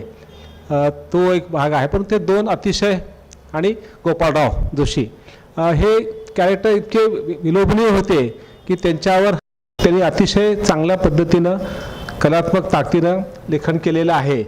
आणि एका अर्थानं मी माझ्या वाचन प्रवासामध्ये त्यांचे अनेक संस्कार घेतलेले आहेत. मी तर म्हणतो की मी वाचतो आणि अलिप्त होऊन जातो, परंतु तो एक संस्कार असतो कुठेतरी मनामध्ये, सुप्तमनामध्ये तो सोबत असतो. आणि त्यामध्ये जसं मृगाची बखरमध्ये एक लैंगिकता, सेक्सबद्दलचं जे ज्ञान असतं, शास्त्रीय ज्ञान देणारे आणि त्यासाठी आपलं आयुष्य पणाला लावणारे रघुनाथ कर्वे ह्यांचा मला खूप प्रभाव पडलेला आहे. अलीकडे मी LGBTQच्या बऱ्याच कथा लिहिल्या आहेत. आणखीन काही कथा लिहून तर पुस्तक मला पुढल्या वर्षी काढणार आहे मी. म्हणजे आता 6 कथा आहेत. तर त्या कथेला 2 वर्षापूर्वी दिव्यांकमध्ये कथेचं पारितोषिक मिळालं होतं. ब्रेस्टलेस ते जेंडरलेस अशी कथा होती ती. आणि दुसरी कथा माझी आहे अर्धांगिनी नटेश्वर, म्हणजे ट्रान्सवुमन आणि ट्रान्समेन अशी ती त्या दोघांच्या प्रेमाची कथा आहे ती. आणि त्याचा पार्श्वभूमी आहे की कथक नृत्य म्हणून त्यांचं जे प्रतीक असतं की नृत्याचं नटेश्वर हा अर्धनारी अर्धपुरुष आहे. तर ह्या मी कसा वळताना ज्या अनेक लोकांचे प्रभाव पडलेले आहेत त्यामध्ये हा एक प्रभाव होताच, म्हणून ते ऋण व्यक्त करतो. आणि पुणेनगर वाचन मंदिर आता तुमचं शतकोत्तर अमृत महोत्सव सुरू होत आहे. इतकं जुनं वाचनालय फक्त तुमची सोडत तर फक्त सावना नाशिकच आहे, कारण तिथे मागच्या आठवड्यात गेलो होतो मला लक्षात येते. तर आपले असे जे शतकोत्तर महोत्सवी वाचनालय आहे जवळपास 70-80 आहेत, त्यांची ग्रंथसंख्या फार मोठी आहे आणि ती तुम्ही डिजाईन करत आहात. तर मला तुम्हाला एक विनंती करायची की डिजाईन करणं हे बरोबर आहे, पण त्याही पलीकडे जाऊन तुम्ही ते OCR वापरून तुम्ही इंटरनेटच्या वर महाजालामध्ये दिलं तर अधिक ज्ञानमुक्त होऊ शकेल आणि ते कायमच होऊ शकेल. कारण शेवटी पत्रिका तुम्ही संकेत आलं पाहिजे. हे प्रत्येकाला काही माहीत असणार नाही, कारण जो ओपन कळणार नाही, प्रसिद्धी होणार नाही. परंतु तुम्ही जर OCR करून ते पुस्तकं टाकले तर कुठल्याही माणसा गुगल सर्च करताना ते पुस्तकं सापडू शकतात आणि ते ज्ञानमुक्त होऊ शकतं. आणि OCR टेक्नॉलॉजी ही मोफत आहे आणि थोडंसं प्रशिक्षण घेतलं आपल्याला कॉम्प्युटर करता येतं आणि ते युनिकोडमध्ये असल्यामुळे ते युनिव्हर्सल लँग्वेज होणार आहे आणि ते कुणालाही कुठेही पाहता येणार आहे, कुठल्याही ॲपवर किंवा कुठल्याही मोबाईलवर किंवा कुठल्याही डेस्कटॉपवर. तर ते तुम्ही विचार करावा असं वाटतं. हां, तर OCR करून युनिकोड कन्व्हर्ट करणं आणि ते आंतरजाल मुक्त करून देणं. आपले जे जुने ग्रंथ आहेत जे पुन्हा कधी आवृत्ती निघणार आणि ते पुन्हा कधी छापले जाणार नाहीत असे ग्रंथ, जे मौलिक ग्रंथ आहेत ते आले पाहिजेत असं मला एक मराठीच्या भल्यासाठी चळवळ करणारा एक कार्यकर्ता म्हणून वाटतं. आणि आता मला जी जबाबदारी मिळाली भाषाशास्त्राने दिलेली आहे, अध्यक्ष भाषा सल्लागार समिती, त्यामध्ये आम्हाला हा एक विषय ह्या पुढील काळामध्ये अग्रक्रमाने हाताळायचा आहे असं वाटतं. तर एवढ्या पासानंतर मी एक कादंबरीवर कडे वळणार आहे. मी मूळ मराठवाड्याचा आहे आणि आमच्याकडे हिंदू मुस्लिम जे एक संमिश्र वातावरण होतं ते आमच्या वातावरणात होतं. उर्दू मला बऱ्यापैकी येतं, ते न शिकताही वातावरण मी आत्मसात केलेलं आहे. कारण आमच्या वाडवडिलात जे भाषा उर्दूच होती. माझे वडील 8वीपर्यंत उर्दू शिकले होते, मग ते 9वीला त्याला मॅट्रिक काय इंग्रजी म्हणून ते तिकडं उत्तर प्रदेश बनारसला गेले, तिथून ते शिकून मग ते नोकरी आलेले होते. जुन्याकडे अनेक डॉक्टर, अनेक वकील उर्दू शिकलेले होते. त्यामुळे उर्दू ही भाषा ही आमची पण भाषा होती, ती एक मुस्लिमची भाषा नव्हती. म्हणून मला पहिलं जे भान आलं की उर्दू ही मुस्लिमांची फक्त भाषा नाही, ती भारताची आणि दक्षिणामध्ये निर्माण झालेली भाषा आहे. आणि ही भाषा हा आपला एक अभिमानपद वारसा आहे. तसं संस्कृत आपला एक वारसा आहे, अभिमानास्पद. मराठी आहे, आपल्या अभिजात भाषा ज्याला मळा दर्जा, तामिळ असेल, तेलुगू, मल्याळी असेल, तसा हा आपला आहे. आणि ज्या भाषेमध्ये गालिब, फैज अहमद फैज, साहिल लुधियानबे, कैफी आझमी सारखे मोठे कवी, इस्मत चुगताई, भीषम साहनी, कृष्णचंदर, राजेंद्र सिंग बेदी, के अब्बास सारखे गद्यलेखक झालेले आहेत, अफसानाकार झालेले आहेत. ती भाषा आपले सर्वांची अभिमानाची असली पाहिजे. पण दुर्दैवाने आपण ती मुस्लिमाची भाषा करून आपण समजून घेतो आणि ते पण ते आम्हाला उर्दूतच शिकायचं. मराठीमध्ये आजकाल चाललेलं आहे, तिथे लोक मराठीत फार कमी शिकतात. आजही त्याला उर्दू शिकायचं असतं, ती आमची भाषा आहे. ती काही धर्माची भाषा आहे का हो? कोणाची भाषा अरेबिक भाषा आहे. पण हे सगळं जे भारतात घडत गेलेलं आहे, कितीतरी अभिराम म्हणले की बाबा हा वैयक्तिक प्रश्न आहे, वैयक्तिक व्यथावेदना आहेत, परंतु त्यामध्ये भाषिक राजकारण, धार्मिक राजकारणामुळे हे अलगाव वाद निर्माण झालेला आहे आणि त्याला दोन्ही धर्माच्या लोकांनी खतपाणी घातलेलं आहे. जगामध्ये जे 8 महत्त्वाचे धर्म आहेत ते भारतातच आहेत. इतर देशी आपले हिंदू, बौद्ध, जैन आणि शीख हे भारताचे धर्म आहेत आणि 4 धर्म भारतात आलेले आहेत. धर्मीय लोक आले, तर आधी ज्यू आले, मग पारसी आले, इस्लाम म्हणजे मुस्लिम लोक आले आणि इस्लाम ख्रिश्चन लोक आलेले आहेत. म्हणजे जगातले 8 हे प्रमुख धर्म भारतामध्ये आज आहेत आणि ते आता भारताचे भाग झालेले आहेत. म्हणजे किती 11-12 शतकात मुस्लिम आले, तिथले राहून गेले. आता इथं त्यांचे वाडवडील, त्यांच्या 10-12 पिढ्या इथे गेले, त्यांची इथंच कबर खणली गेलेली आहे, पुरली गेली, ते बांधव ते आपले झालेले आहेत. परंतु त्यांचा धर्म, त्यांचा ग्रंथ वेगळा असल्यामुळे थोडा वेगळा झालेला आहे. परंतु शेवटी एक मानवी संबंध जो असतो किंवा मानवी इंटरॅक्शन असते ती समान असते. कारण शेवटी माणसाला जगण्यासाठी मिनटा धर्म लागत नाही किंवा धर्म आपण फारच कमी वापरत असतो. परंतु तरीही मुस्लिम लोक धर्मवेडे का किंवा कट्टर का असा प्रश्न आपल्याला पडत असतो आणि तो काही प्रमाणात खरा देखील आहे. ह्याचं एकच कारण आहे की इतर धर्मामध्ये रेनेसेन्स नंतर प्रबोधनाची पहाट सुरू झाली. सर्वात प्रथम ख्रिश्चन बदलले. ख्रिश्चन लोक फक्त एक संडेला 1 तासभर चर्चमध्ये गेले की बाकी उरलेले 7 दिवसाचे 6 दिवस पूर्ण 24 तास आणि 7व्या दिवसाचे 23 तास हे केवळ आधुनिक म्हणून जगत असतात. हिंदूमध्ये फार गंमत आहे. हिंदूमध्ये अत्यंत प्रतिगामी, अत्यंत कर्मठ जितके आहेत तितके अत्यंत पुरोगामी, अत्यंत उदारमतवादी आहेत. आज पाहिलं तर भारतात विचार केला सर्वात जास्त आंतरधर्मीय आंतरजातीय विवाह करणारे हिंदू लोकच जास्त आहेत, हिंदू स्त्रिया जास्त आहेत आणि ह्यामध्ये कमीपणा नाही किंवा ह्यामध्ये काही आपण धर्मद्रोह करतो असं काहीच नाही आहे. कारण धर्माचं स्थान जीवनामध्ये काही प्रमाणात नक्कीच आहे. पण आधुनिक काळामध्ये जेव्हा विवेक, मानवतावाद आणि विज्ञाननिष्ठा प्रबळ होते, धर्माचं प्रमाण कमी होत जातं आणि हे व्हायला पाहिजे. ही प्रक्रिया इतर सर्व धर्मात घडलेली आहे. पारसी घ्या, ज्यू घ्या, ख्रिश्चन घ्या आणि काही प्रमाणात हिंदू. परंतु अलीकडे पुन्हा ह्या 10-20 वर्षामध्ये हिंदू अधिक कर्मठ होत चाललेला हे आपण पाहत आहोत. त्याची कारणं पण पुन्हा राजकीय आहेत. त्यामुळे धर्माच्या बद्दल आपण लिहित असताना किंवा एका धर्मीय समाजाचे प्रश्न मांडत असताना आता ह्यामध्ये इन्शाअल्लामध्ये मुस्लिम धर्माच्या मोहल्ल्याचं चित्रण आहे, मुस्लिम कॅरेक्टर आहेत, त्यांचं जगणं आहे. पण ह्या जगण्याला कुठेतरी ह्या धार्मिक राजकारणाचा पडछाया पडलेलीच आहे.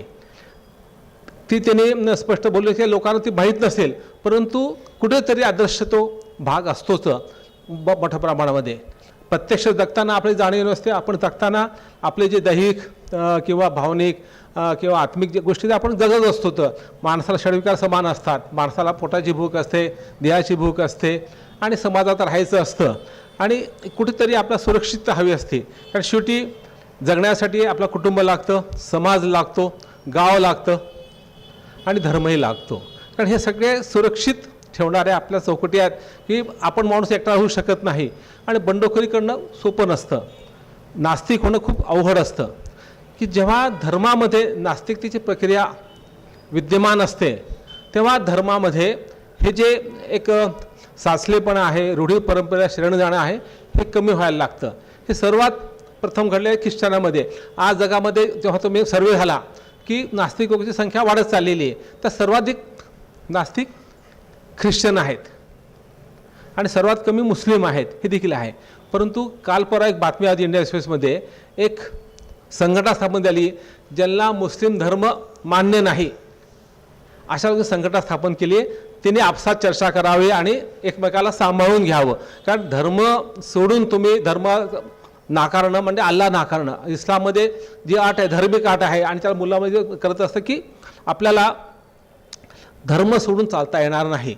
धर्म अल्लाह नाकारणं, अल्लाहचा प्रेषित नाकारणं, अल्लाहचं देववाणी असलेलं दैववाणी असलेलं कुराण नाकारणं म्हणजे तुम्ही काफिर होता. आणि काफिर ही शिवी आहे आणि मुख्य म्हणजे तो बहिष्कृत होणारा समाज आहे. म्हणून जेव्हा ह्यातली जमीला त्या शब्बीरला शेवटी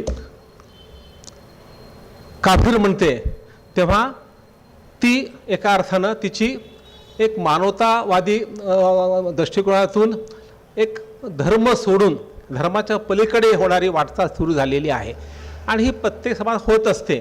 फक्त प्रमाण ह्याचं थोडं कमी आहे, ही खंत आहे. माझी कथा 2-3 वर्ष साप्ताहिक सकाळी आली होती.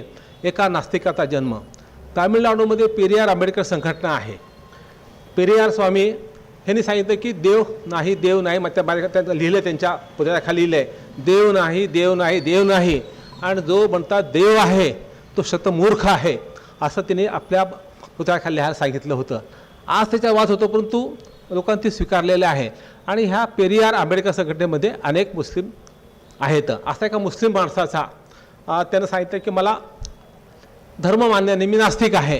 त्यानं एक फेसबुक पोस्ट टाकली आणि त्याचा नंतर खून झाला. त्याचे वडील धार्मिक होते.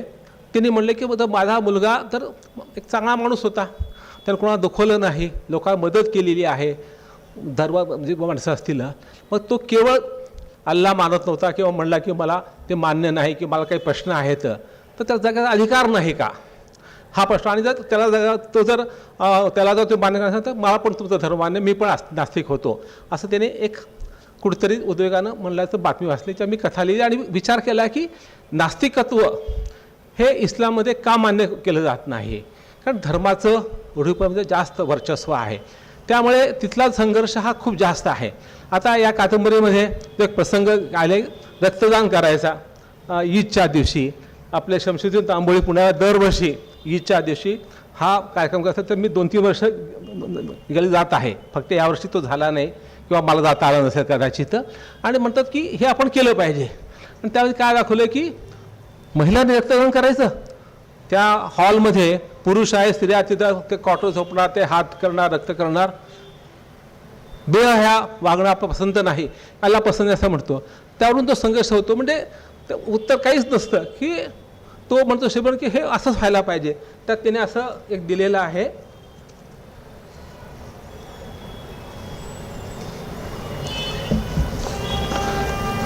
तो प्रसंग मला फार चांगला वाटला म्हणून मी तो आज थोडं तुम्हाला त्याच्यावर सांगू इच्छितो.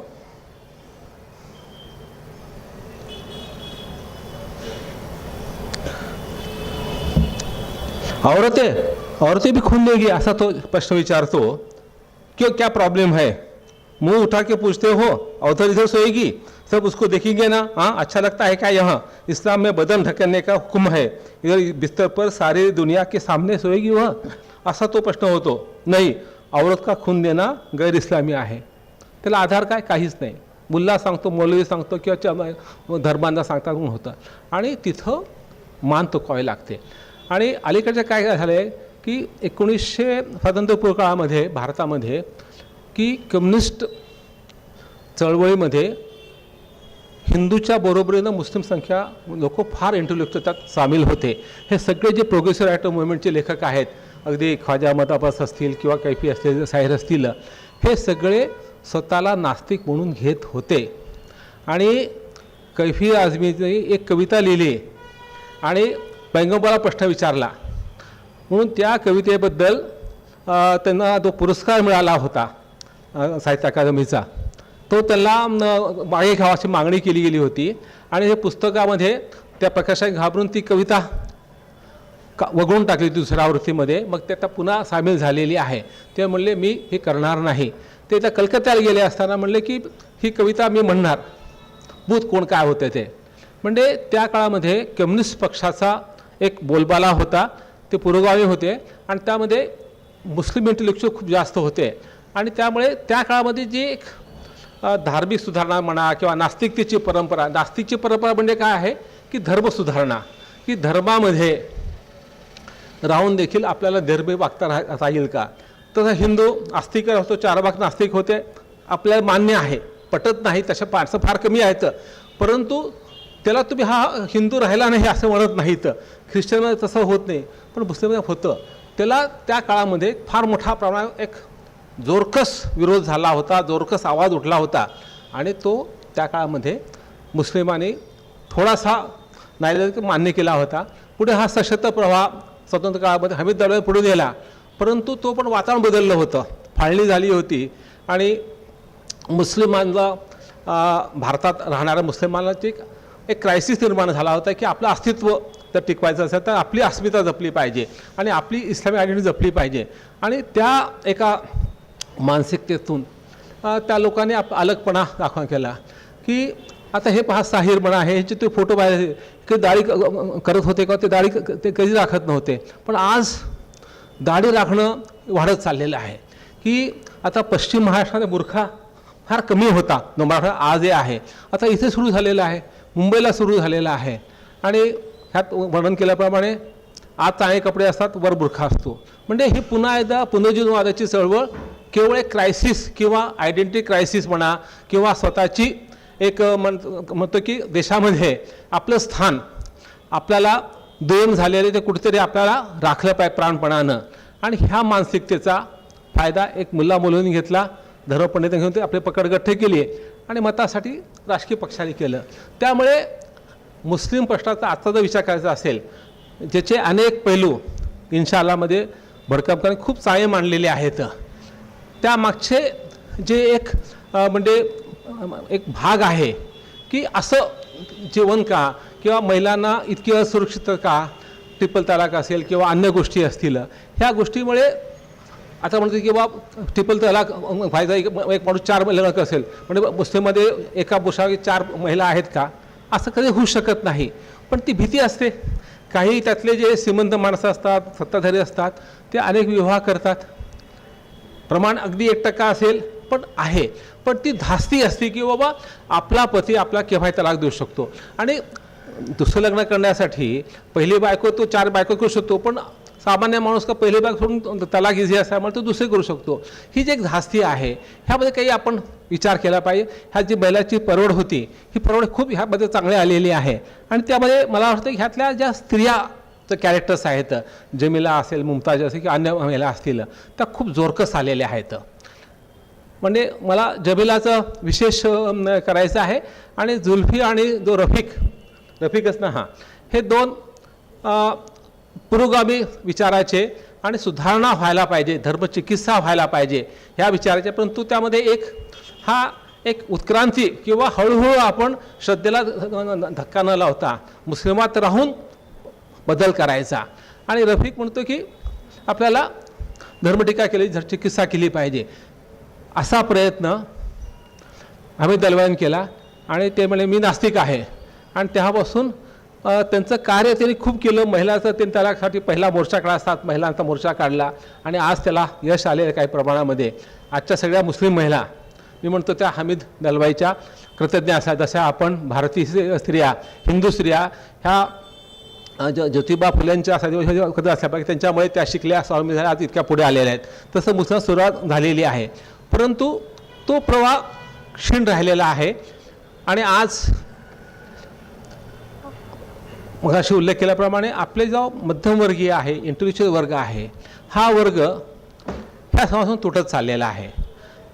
दलित वर्ग देखील काही प्रमाणात तुटत चाललेला आहे, आजही तुटत आहे, परंतु काही वर्ग हा आपल्या रूट्सला जागून त्यांच्यात कार्य करत आहे, परंतु तोही इथं प्रभाव कमी झाला आहे. म्हणजे एका अर्थानं भारतातल्या सगळ्या धर्मामध्ये जे शिकले, सवरले आणि आपल्यापासून दूर आलेत ते एका अर्थानं ब्राह्मणाळी झालेले आहेत असं म्हणतं वावगं होणार नाही. म्हणजे काय की आपल्या मूळ रूट्सची फारकत घेणं आणि ते रूट्स कुठेतरी चुकीचे आहेत आणि ते उच्चार करणं, सांगणं 4 लोकांना, हे कुठेतरी आपल्याला आपल्या आजच्या स्थानाला ठेस पोचणार आहे असं वाटतंय. की अशा अनेक पैलूमधून आपल्याला मुस्लिम प्रश्नाच्याकडे उल्लेख करावा लागतो. तर तो एक भाग झालेला आहे. आणि जमीला ही कॅरेक्टर ती तलाकशुदा आहे, तिचा नवऱ्याने तिला सोडलेला, तलाक दिलेला आहे, तिने मुलगा पराघात झालेला आहे, आणि मग ती कळत नकळत जुल्फीमध्ये आपला मुलगा पाहत असते असं थोडंसं सूचित केलेलं आहे. बरोबरच आहे ते. आणि ती म्हणते की आम्हाला याचे जगणं काय, आता म्हणे की बासी मी हो जाते 4 दिन में. अगदी खरं आहे. अगदी मोठमोठ्या कलावंतांनी जावं लागलेलं आहे. आता मीना खावाचं उदाहरण घेतलं. मीना इतकी मोठी नटी होती, हायेस्ट पेड स्टार होती त्या काळातली, म्हणजे ती हिरोच्या बरोबर पैसे घ्यायची. तिला देखील म्हणजे शी पास हो हलाला, म्हणजे हे 100% सत्य आहे की माहिती, पण अनेकांनी ते लिहून ठेवले की सत्य आहे. एका रायाबाच्या नवऱ्याने त्याला तलाक दिला, त्या पश्चात झाला, परत लग्न करायचं तर दुसऱ्या माणसाशी लग्न केल्याशिवाय त्याने निकाह सेवा दाखवलं नाही का, ते तिच्या वाट्याला आलं होतं. आणि त्यानंतर ती खूप सोयर झाली. ती म्हणते आता काय, माझा वेशाच करून टाकलेला आहे, तर मी कशाला कुणाचं बाळगू. म्हणजे इतकं हे दाहक, म्हणजे एक भारतातली सर्वश्रेष्ठ अभिनेत्री, आणि जिथं दौऱ्यापेक्षा जास्त ती राजकपूर दिल किंवा इतके पैसे घ्यायची, तर तिला हे स्वातंत्र्य का दाखवलं जातं, ही परंपरा तिच्या वाट्याला का आली, ह्या परंपरेतून येण्याची दुःख वाट्याला का आला, ह्या प्रश्नाचं उत्तर आपण कसं शोधणार आहोत. केवळ ते समाजाचा प्रश्न आहे, व्यक्तिगत प्रश्न म्हणून चालणार नाही, कारण त्या समाजाच्या धार्मिक परंपरेचा, अस्मितेचा, अस्तित्वाचा, आयडेंटिटी क्रायसिसचा देखील प्रश्न आहे. हे आपण लक्षात घेतलं पाहिजे.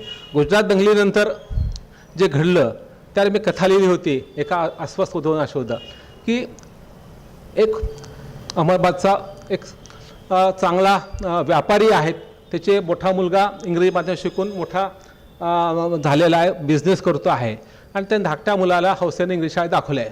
दंगल घडती आणि हे तर म्हणतो आता आपण असुरक्षित होतं, आणि तो आपलं म्हणतो आपल्या मुलाला आपण मदरशात घालायचं. आणि कुठे घालायचं, अहमदाबाद नको, मुंबई नको, आपण मराठवाड्यात पाठवूत, तिकडे विदर्भात पाठवू, कारण तिकडं जास्त धार्मिकता आहेत, मदरसे जास्त कट्टर आहेत. आणि ते निघाले मुंबईत परभणीला, असं मी दाखवलेलं आहे. आणि एक पुरोगामी हिंदू स्त्री तिथं बसलेली लेखिका आहे, ती पण परभणीचा एका व्याख्यानासाठी.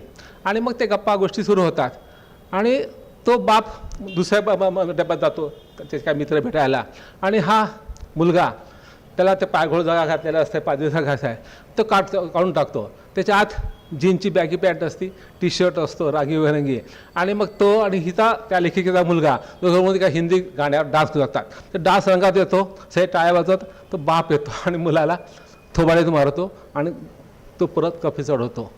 म्हणजे तुम्ही प्रश्न तुमचा खरा आहे की तुमचं आयडेंटिटी क्रायसिस आहे, पण हे उत्तर अधिक कट्टर होणं हे कितपत योग्य आहे असं मी त्यात प्रश्न मांडण्याचा प्रयत्न केलेला आहे. की म्हणून मला असं वाटतं की मी थोडंसं आपल्याशी दुमत होऊ इच्छितो with due respect to you. कारण शेवटी तुम्ही जे पाहिलेलं आहे कारण शेवटी लेखून तुम्हाला तो अधिकार आहे. तुम्ही जे पाहिलं तुम्ही अन्वयात लावला तो तुमच्यापर्यंत सच्चा आहे. आणि शेवटी लेखनामध्ये अंतिम सत्य काहीच नसतं, विचार सत्य नसतं. आणि तुम्ही म्हटल्याप्रमाणे शेवटी आपल्या मनातले सुप्त बायस प्रो ऑर अगेन्स्ट हे असतातच. आणि हे बायसच्या प्रयोजन करायचं आहे. आणि ध्रुवीकरण हे दोन धर्मातलं पसंत नाही, बरोबर नाहीच आहे. परंतु जर ध्रुवीकरण पुरोगामी प्रतिगामी मानसिकतेत होत विचारात होत असेल तर ह्यामध्ये आपण कुठेतरी एक बाजू घेतलीच पाहिजे. आणि ती बाजू अर्थात पुरोगामी विचाराची घेतली पाहिजे, प्रतिभा धिक्कार केला पाहिजे, हे महत्त्वाचं आहे. आणि यामध्ये जेव्हा शेवटी जुल्फी म्हणतो की आपण जिहाद करायचा आहे दारिद्र्याबद्दल, स्त्रियाला गुलाम करणाऱ्या मनोबद्दल, की हा जो प्रवास त्या जुल्फीचा आहे की आधी एक समन्वय भूमिका घ्यायची, की आपण थोडंसं समाजात सुस्कारत बदल करायचा, तो असतोच, असायलाच पाहिजे. परंतु त्या आपल्याकडून काही लोकांनी घाव पण घातले पाहिजे. 4 घाव घातल्यानंतर 4 मलम लावले तर संवाद पुढे जाऊ शकतो. नुसतंच तुम्ही मलम लावलं तर फार तर तुम्ही संघर्ष टाळू शकता, पण बदल घडत नाही. आणि बदल घडण्यासाठी तुम्हाला असा धक्का जोरदार दिलाच पाहिजे. जसा ह्या भाषणाचे संस्थापक लोकहितवादीने आपल्या शतपथातून दिला होता त्या काळामध्ये, राणेंनी उदार मतवादीतून दिला होता, आणि मुख्य म्हणजे आगरकरांनी दिला होता. ते खूप परखड लिहिलं आणि त्यामुळे समाज कुठेतरी जागृत झाला. महात्मा फुले असे अन्य लोक हे केलेलं आहे, किंवा रघुनाथ कर्वेसारखे बंडखोर असेल त्या क्षेत्र सेक्स एज्युकेशन हा होता. परंतु तो एक फार महत्त्वाचा टाबू होता, तो आपण प्रयत्न केलेला आहे. हे धक्के दिले पाहिजेत. पण असे धक्के देणारे चळवळी हिंदूमध्ये मोठ्या प्रमाणात झाल्या, ख्रिश्चनात झाल्या. आणि तिथे एक आर्थिक समृद्धी आली. की दुसरी 2 गोष्टीत, एक तर चळवळी झाल्याशिवाय माणसं बदलत नाहीत, किंवा दुसरी आर्थिक संपन्नता आल्याशिवाय बदलत नाहीत माणसं. आज प्रबोधन युगापासून किंवा इंडस्ट्रियल रिव्होल्यूशनपासून युरोप म्हणा, अमेरिका म्हणा, हा बदलत गेलेला आहे. आणि ते अधिक बनलेले आहेत. अधिक बनणं एका अर्थानं याची आणि धर्मापासून दूर जाण्याची, धर्माचा प्रभाव आपल्या मनाचा कमी करायची एक सुरुवात असते. आणि ही सुरुवात होत नाही आहे. आता खरं तर काही मुस्लिम राष्ट्र खूप संपन्न आहेत, आर्थिक ह्या संबंध सौदी अरेबिया म्हणा, पण आज सौदी अरेबिया संबंध मुस्लिम प्रश्नाचं रूट आहे. आज त्यांची जी वहाबी जहाल विचारसरणी आहे ते एक्सपोर्ट करतात. आज भारतातल्या 90% मदरशांना आणि मशिदींना नवीन फंडिंग ते करतात. मी अकोला तुमच्या होतो, तर एका 2 महिन्यामध्ये 22 मदरसे निर्माण झाले. म्हणून मला चौकशी करायचा आदेशाला बी गेलं. लक्षात आलं की हाच तो प्रश्न आहे. म्हणजे हा फंडिंग तिथून येतं. म्हणजे एका जाणीवपूर्वक मुस्लिम समाजाला, आणि इस्लाममध्ये लोकशाही कमी आहे, आणि ह्यातल्या बहुसंख्य राष्ट्राने आपल्या राज्यघटनेमध्ये इस्लाम हा आमचा धर्म आहे असं लिहिलेलं आहे. अगदी पाकिस्तान लिहिलेलं आहे, बांगलादेशनं पण लिहिलेलं आहे. पण त्यात थोडा बदल केला शेख हसीनाला. पण शेख हसीनानंतर बांगलादेशचं काय होईल ह्याची चिंता आहे. आणि या पार्श्वभूमीवर भारतामध्ये अलीकडे जे हिंदुत्व निष्ठ लोकांचा एक फॅनाटिक प्रवास सुरू झालेला आहे, तो ॲक्शनला रिॲक्शन आहे का, तर तो काही प्रमाणात असेल. परंतु जिथं 80% हिंदू आहेत तिने इस्लाम घाबरायचं की 700 वर्षापूर्वी मोगल राज्य केलं असेल, ठीक आहे ना, तो इतिहास झाला. आज काय आहे, आज तो 80% आहात. आणि 70 वर्षामध्ये तुमची लोकसंख्या कमी झालीच नाही आहे, मुस्लिमांची वाढलेली नाही आहे. जेव्हा म्हणतात की हरिद्वार संमेलन की आता 2029 साली मुस्लिम पंतप्रधान होणार, कसं शक्य आहे सांगा ना.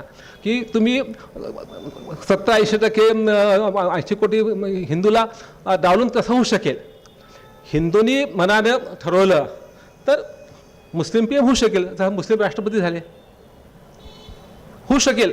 तो एक लोकशाहीचा प्रक्रिया, लोकशाहीमध्ये गुणवत्ता पाहिली आणि एक स्थान पाहिलं तर होऊ शकतं. परंतु हा शेवटी प्रश्न ह्याचे 2-4 पाहिजे. एक तर सुधारणेचा अभाव, किंवा सुधारणी चळवळ सुरू झाली तर ती हाणून पाडायची. आज मंडळ चळवळत आपले शमशेर तांबोळी खूप नेटान चालवतात, पण प्रतिसाद किती आहे हा कमी आहे. मला वाटतं की मुस्लिम समाज खऱ्या अर्थात बदलला असेल, आणि बदलायची शक्यता मला दाट वाटते, ती त्या स्त्रियांमुळे. अगदी पहिलं उदाहरण लढा दिला पोटगीसाठी, तिथपासून ते शायराबानूपर्यंत झाल्या, ते ट्रिपल तलाक आलेलं आहे. म्हणजे आज सर्वात जास्त आवाज उठवणाऱ्या स्त्रियाच आहेत मुस्लिमांमध्ये, आणि हे खूप सुचिन्ह आहे. आणि ह्या सुचिन्हाची त्यांनी विचार किती केला आहे माहीत नाही, परंतु त्यांची जमिलाचा जो प्रवास आहे तो तसाच झालेला आहे. कारण शहाबानू तशीच होती, एक सामान्य बाई होती, तिचा नवरा प्रॅक्टिस करणारा, हायकोर्टात प्रॅक्टिस करणारा वकील होता, आणि तिला किती 50-100 रुपये पोटगी दिली होती. 1,200 रुपये तेव्हा रेट होता, आणि ह्याची प्रॅक्टिस लाखोची होती. तो देऊ शकला असता, पण तो सुप्रीम कोर्टात गेला आणि त्याला अपयश आला, आणि तो कोर्ट आल्यानंतर तो बदलला गेला. हे झालेलं आहे. आज धार्मिक ध्रुवीकरण राजकारणाशी केल्यामुळे मुस्लिमांचं जे एक असुरक्षितता वाढत चाललेली आहे, आणि ही असुरक्षितता वाढत चालली असेल तर मुस्लिममध्ये पुरोगामित्व कसं येणार, तिथं प्रबोधन कसं येणार प्रश्न आहे. जेव्हा तुमच्या अस्तित्वाचाच प्रश्न उभा होतो, जेव्हा तुम्हाला आयडेंटिटी क्रायसिस होतो, आणि आम्हाला दुय्यम तुम्ही लेखता, CA असेल, NRC असेल, तर तो एक मोठा प्रश्न निर्माण झालेला आहे. आणि ह्याचा कळत परिणाम म्हणजे मुस्लिम लोक हे अधिक धर्माकडे वळ चाललेत, आणि आपला मुल्ला, आपला मुल्लवी, आपला जो काझी आहे हा आपला तारणहार आहे, तो सगळं केलं पाहिजे, एक वेळा धरून राहिलं पाहिजे, आणि सुद्धा चळवळ आपण फटी बंद केल्या पाहिजेत. तर ह्याचा अर्थ असा आहे की हा जो बहुसंख्य हिंदू समाज आहे, राज्यकर्ता वर्ग आहे, राज्यकर्ता सांगण्याची गरज आहे तुम्हाला. आजचे जे राज्यकर्ते आहेत, गेले 7 वर्ष देश राज्य करणारे, हे निवडणूक जिंकण्यासाठी धार्मिकता हे आपल्या खांद्यावर टीसारखं मिरवत आहेत. आणि हे करत असताना तुम्ही एका समाजाला पूर्ण राईट ऑफ करता की आम्हाला तुमच्या विना निवडून येता येतं. 80-20, 80-20चा अर्थ काय होतो, आम्ही 80% होतो, आम्ही 80% मतं त्याचे दिले 50 लोकांनी 80% बदले, तरी आम्ही निवडून येऊ शकतो. आज एकही मुस्लिम आमदार, खासदार लोकसभा किंवा निवडून आलेला आहे का भाजपमध्ये? नाही आहे. हे कारण काय दिसतं की या सर्व गोष्टीमुळे प्रश्न खूप गुंतागुंत झालेला आहे. त्यामुळे ह्याची जी चर्चा आहे हिंदू मुस्लिम तरुणांची आपसातली, ती चर्चा उद्बोधक आहे. परंतु त्या पलीकडे जाऊन देखील जी धर्मचिकित्सा व्हायला पाहिजे, मग हमीद दरम्यान केली होती किंवा आपल्या धर्मकुंकरांनी मुस्लिम प्रश्नात केली होती, तर ती अधिक मूलगामी आहे. आणि त्या सर्वांचा कुठेतरी अशा इस्लाम च्या लोकांचं जगणं आपण रेखाटताना विचार केलाच पाहिजे असं वाटतं. किंवा ती कमतरता होईल किंवा त्यांच्या जगण्याचा जो अन्वय अर्थ आहे ते असं का वागतात, हा जर प्रश्न पडला, ह्याचं उत्तर आपल्याला नीट सापडू शकत नाही. ते सापडायचं जर असेल तर आपल्याला ह्या गोष्टीचा विचार केलाच पाहिजे. प्रबोधन अभाव आहे, गरिबी आहे, आयडेंटिटी क्रायसिस आहे, आणि आता आपण राजकारणातून समाजकारणातून दखलपात्र राहिलो नाहीत, आणि आपल्याला अगदी भिंतीपर्यंत चेपलेलं आहे. आता पलीकडे भिंत पडली तर मी माहीत होत अशी अवस्था आलेली आहे. तर ही धोक्याची निशाणी आपल्या हिंदू लोकांसाठी आहे. भिंतीला चेलेला माणूस तर उद्या किती काळ संपतील, 1, 2, 3, 4, 8, 9, 10, 11 उठेल, 12 उठेल, 20 कुठले तुम्ही राईटअप करणार आहात. त्यांना कुठला देश आसरा देणार आहे का, त्याला तुम्ही अरबी समुद्रामध्ये किंवा बंगाल समुद्रात बुडवणार आहात का, ह्याचा आपण विचार केला. त्याला आपण शिक्षण दिलं नाही, त्यांच्या स्त्रियांना आपण रोजगार दिला नाही, आणि त्याला प्रोत्साहन दिलं नाही, तर हा समाज असा राहिला अशिक्षित, तर धार्मिक विद्वेष आणि आंतरराष्ट्रीय जे इस्लाम देशांचं राजकारण आहे, जहाल दहशतवादी, त्याला बळाव मिळेल, आणि त्याचा रिॲक्शन भारतात होईल. आणि ही आपल्या परवडणारी का आज काश्मीरमध्ये काय चाललेलं आहे की मुस्लिम रॅडिकल होत चाललेले आहेत. देशामध्ये आजही 99.99% लोक शांततावादी मुस्लिम आहेत. इथं अजून ISISचा प्रभाव पडलेला नाही. एक फक्त मुलगी पुण्याची गेली होती, ती परत आली, आपण आणलेलं आहे, आपण करतात. काश्मीरमध्ये यशमध्ये कारण तिथं पाकिस्तान आहे, आणि इतर त्याला राजकीय कारणं आहेत त्याला, त्यामुळे ते होत नाही आहे. तर काश्मीरचा प्रश्न आपल्याला आज निम्म सैनिक आपल्या काश्मीर गुंतून पडलेला आहे गेले 70 वर्ष. त्यामुळे भारतासारख्या देशामध्ये हे परवडणार आहे का, हे सगळे प्रश्न मला ही कादंबरी वाचताना पडलेले आहेत, ह्या निमित्तानं पडलेले आहेत. त्यातलं शेवटी 1-2-3 तुम्हाला त्यांचे ते सांगतो. जे रफिकचे विचार आहेत ते विचार म्हणजे हमीद दलवाईचे असतील किंवा आपल्या त्याच्या तांबुळींचे असतील, हे विचार खुलेपणानं स्वीकारणारा समाज मुस्लिम कसा निर्माण होणार. ते असं म्हणलेलं आहे की आपल्या देशात शिक्षणाचा आणि शाळा संबंध आहेच कुठे. अहो, हजारो वर्षापूर्वी लिहिलं पुस्तक आज काय कामाचं. उठा, जरा डोळे उघडा, जग कुठे चालले, आम्ही कुठे चाललो आहे. नसत्या कल्पना डोक्यात भरून या पोरांना वापरून घेतात. कसली जनता आणि कसले कायमत, कसला जिहाद, हे सगळं आउटडेटेड झालेलं आहे. हे आउटडेटेड झालेलं आहे. हे ख्रिश्चनांनी स्वीकारलेलं आहे. हिंदूनं बऱ्यापैकी स्वीकारलं होतं, परंतु पुन्हा आपल्या हिंदू लोकांना वेडेपणाची लहर आली असं मी म्हणतो. माफ करा तुम्ही, मी कोण दोखत असेल तर. आपण पुन्हा पुराणाकडे चाललेले आहोत आणि पुन्हा एकदा आपण अवैज्ञानिष्ठ होत चाललेले आहोत. आणि ह्यात बाकी की शेवटी विज्ञान हे उत्तर आहे, धर्मचिकित्सा हेच उत्तर आहे. आणि धर्मचिकित्सा घाबरता कामा नये. साहेबने म्हणलेलं आहे ना, हर युग में बदलते धर्मों को तुम कैसे आदर्श बनाओगे. धर्म आदर्श नसतो. धर्म एका विशिष्ट काळात निर्माण झाला, तो बरोबर आहे. तो त्या काळच्या त्यांचे जे धर्माचे वाहक होते, मुल्ला मुलू किंवा ऋषी पंडित असतील, ह्याने तो असं सांगितला. आणि आपली सत्ता राहावी, पुरोहितशाही कायम राहावी, मौलवीशाही म्हणून त्यांनी काही परंपरा रूढी निर्माण केल्या आणि त्या आपण बदलू शकतो. आणि इथं महात्मा गांधींचं मला फार मोठेपणा वाटते की महात्मा हे अतिशय निर्भय धर्मचिंतक होते. ते स्वतः हिंदू धर्म म्हणून घ्यायचे, पण माझा हिंदू धर्म तुम्ही म्हणता तसा नाही आहे. माझा हिंदू धर्म सहिष्णू आहे, हिंसेला त्यात स्थान नाही आहे. माझ्या धर्मामध्ये अहिंसा हे तत्त्व आहे, जे जैनाचं आहे पण आमचं पण आहे. आणि ते म्हणायचे की प्रत्येक धर्म हा सत्य धर्माचा शोध घेणारा आहे, फक्त मार्ग भिन्न आहेत. आणि प्रत्येक धर्मामध्ये जे पुटं चढलेली आहेत, त्या रूढी परंपरा निर्माण आहेत, त्या कमी व्हायला पाहिजेत. पण महात्मा गांधीनं ज्या पद्धतीनं सांगितलं ते तो खरा मार्ग आहे. परंतु आज भारतामध्ये अनेक कारणं आहेत, ते कारणं खूप जास्त आहेत, मी सांगणार नाही. परंतु मुस्लिम लोक आयडेंटिटी क्रायसिसमुळे, असुरक्षिततेमुळे अधिक धार्मिक, अधिक कट्टर होत चाललेले आहेत त्यातला तरुण वर्ग. आणि त्याचबरोबर निवडणुकीच्या राजकारणासाठी आणि हिंदू राष्ट्र जे कधीही भारतात अस्तित्वात येऊ शकणार नाही, त्यानं पछाडून आपल्यातले काही लोक जे प्रयत्न करत आहेत, ते प्रयत्न सफल होणार नाहीत. पण मधल्या काळामध्ये भारताची जी हानी होणार आहे, ती हानी खूप जास्त असणार आहे. आणि ह्या सर्वांचा आपण अतिशय गांभीर्याने विचार केला पाहिजे. आणि हा विचार करण्यासाठी हे पुस्तक आपला प्रवृत्त करते, किंवा मला तर प्रवृत्त केलं. कादंबरीबद्दल खरं बोलता येईल, पण कथा त्यांनी बऱ्याचशा सविस्तर काय पॅक्टर सांगितलेलं आहे. मी पण बरेचसे मुद्दे आणले होते, पण तुम्ही त्या सगळं भाषेचं सांगितलेलं आहे, तुम्ही मुद्दा सांगितलं आहे तलाकचं. म्हणजे स्त्रिया तलाक ते खुला देतात, पुरुष तलाक देतो, स्त्रिया खुला देतो. पण त्यात ते पुन्हा कसं पुरुषाला पूर्ण अधिकार, कारणं द्यायचे नाही, पण स्त्रियांनी खुला का द्यायचा ह्याचे कारणं द्या, काळजी समोरच द्या आणि काळजीनं मान्य केलं पाहिजे. ह्या दोन अटी. त्यामुळे स्त्रियांना स्वतःहून खुला म्हणजे तलाक देता येत नाही, कारण धर्मात दिलेलं आहे. परंतु ते मुल्ला मुलं मान्य नाही, कारण आपली मालकी कमी होती ना स्त्रियांवरची, अधिकार कमी होतो ना. ठीक आहे, खुला आहे ना, आम्ही क्वेश्चन करत नाहीत, पण परंपरा निर्माण केली. ठीक, हो, हमारा खलिफा ने कहा है, ते 4 खलिफा पैगंबर त्यांनी काय असं स्पष्ट मिळतो की काय, की तू कारण सांग बाबा. पुरुषाने कारण सांगायचं नाही, तो पोस्टानं सांगू शकतो, फोनवर तलाक देऊ शकतो, तीनदा काही कारण सांगायची गरज नाही आहे. पण स्त्रियांनी कारण सांगितलं पाहिजे आणि काळजीही समोर सांगितलं, आणि काळजीला ते मान्य असलं पाहिजे. काळजी बाबा मान्यच नाही, माझी कथा खुला नावाची, हेच दाखवण्याचा प्रयत्न केलेला आहे. पण हे खूप दुर्मिळ आहे.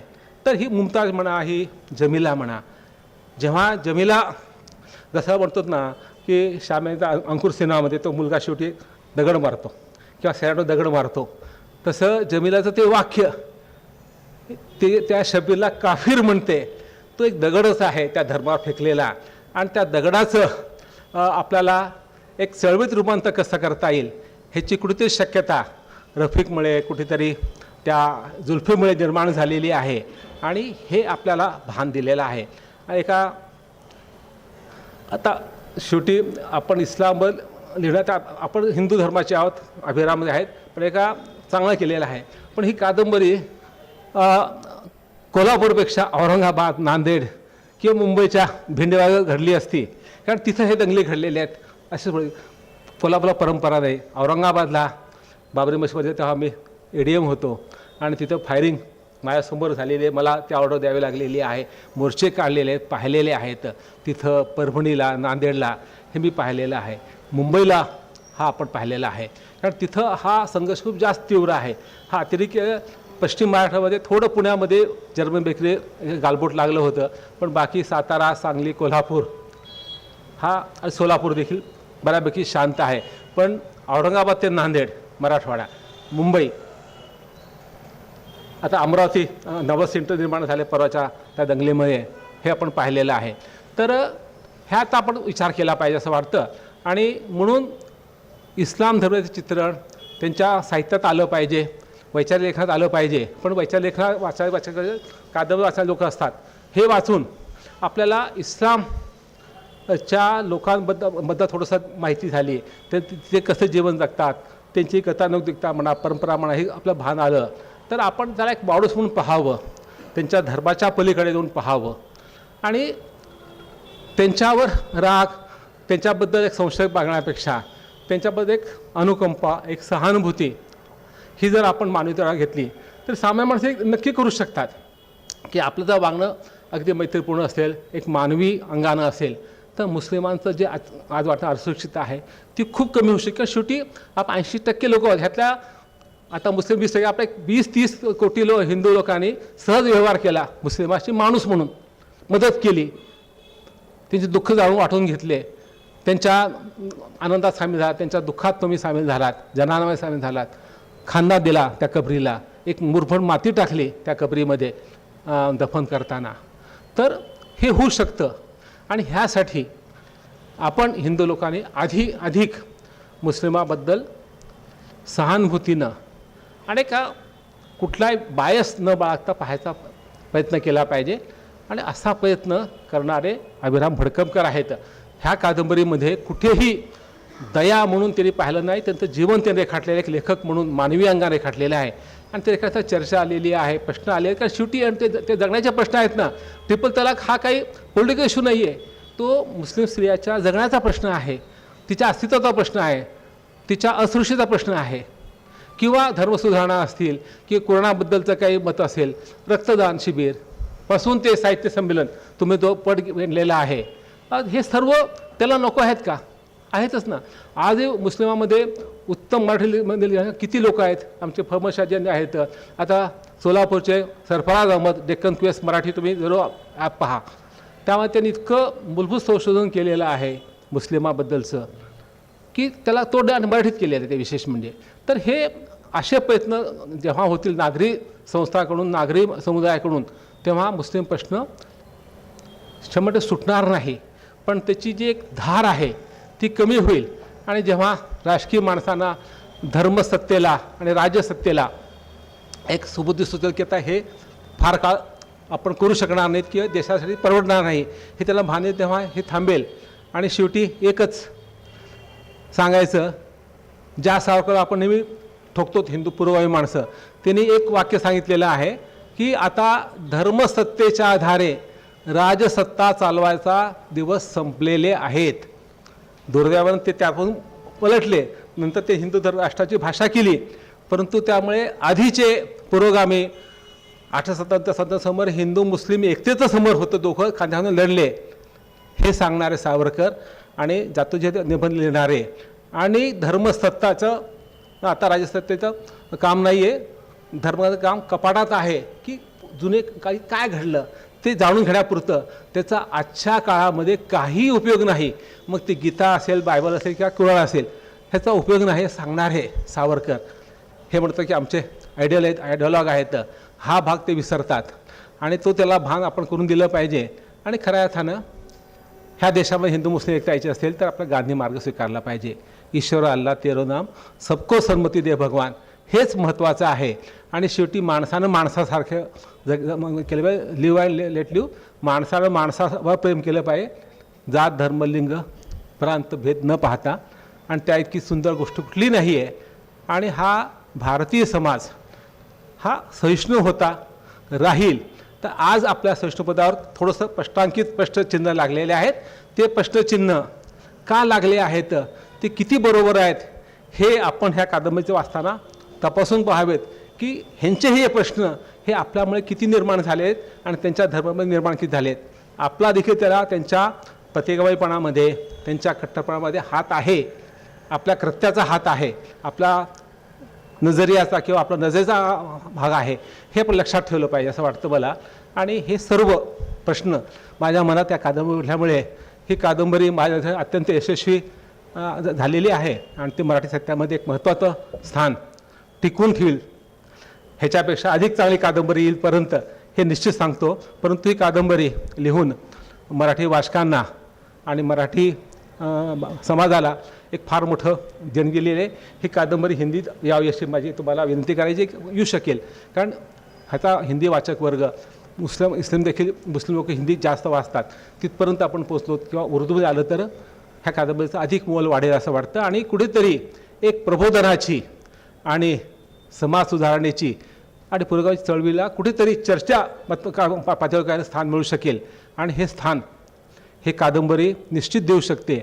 हे कादंबरीचं फार मोठं यश आहे आणि त्या यशासाठी तुम्ही या कादंबरीला श्रीधर जोशींचा पुरस्कार देऊन त्यांना जो सन्मान केलेला आहे त्याचे ते खरे हक्कदार आहेत. ही डिझर्व इट. त्याबद्दल त्यांचं अभिनंदन. आणि तुम्ही एका चांगल्या कादंबरी निवड केला तुमचं अभिनंदन. ह्या निमित्तानं मला थोडंसं बोलता आलं.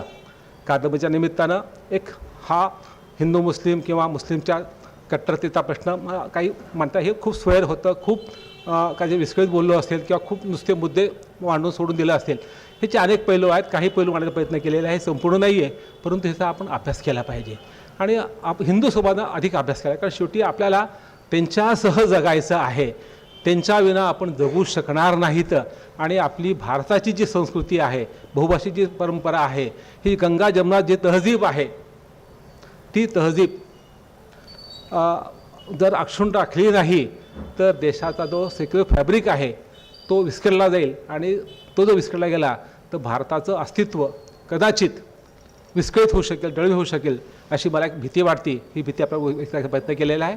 पुन्हा एकदा आपण आपल्या सर्वांचं अभिनंदन करतो आणि थांबतो. धन्यवाद. धन्यवाद सर. अत्यंत अभ्यासपूर्ण असे विचार आपण व्यक्त केलेत. मला असं वाटतं एक अध्यापनशास्त्रामध्ये ऑफ टीचिंग म्हणजे न्यायतत्वशास्त्रीय अन्वेषण प्रतिमान अत्यंत महत्त्वाचं प्रतिमान आहे. त्याचं वैशिष्ट्य असं आहे की ते लोकशाही जिथे जिथे अस्तित्वात आहे त्या ठिकाणी प्रतिमान वापरता येतं. म्हणजे जे गव्हर्नमेंटचे 3 फॉर्म्स आहेत, काय मोनार्चियल सिस्टीम आहे, डेमोक्रॅटिक आहे आणि ऑटोक्रॅटिक आहे, कधी मिलिटरी रूल असेल तर यापैकी डेमोक्रेसीमध्ये मॉडेल वापरलं जातं.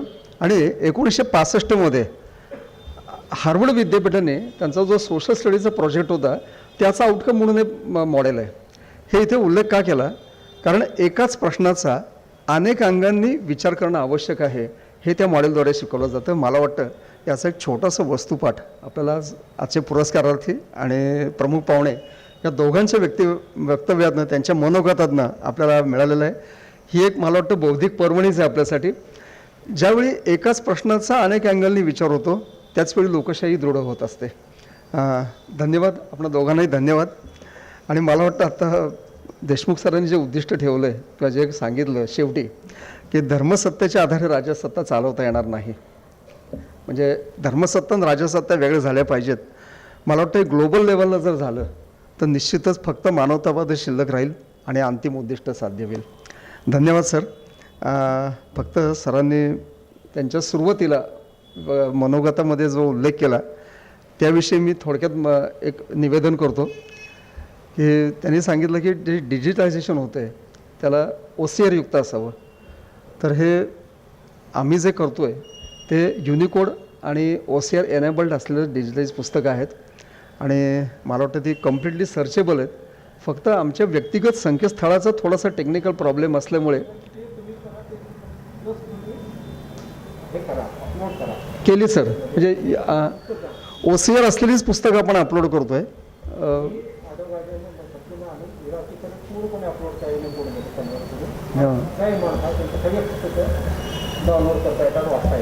हो.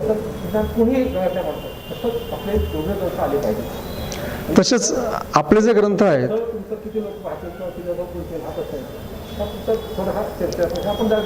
हो पण OCR युक्तच आहेत आपली पुस्तकं आणि युनिकोड युक्तच आहेत ते आणि पब्लिक डोमेनमध्ये आहेत.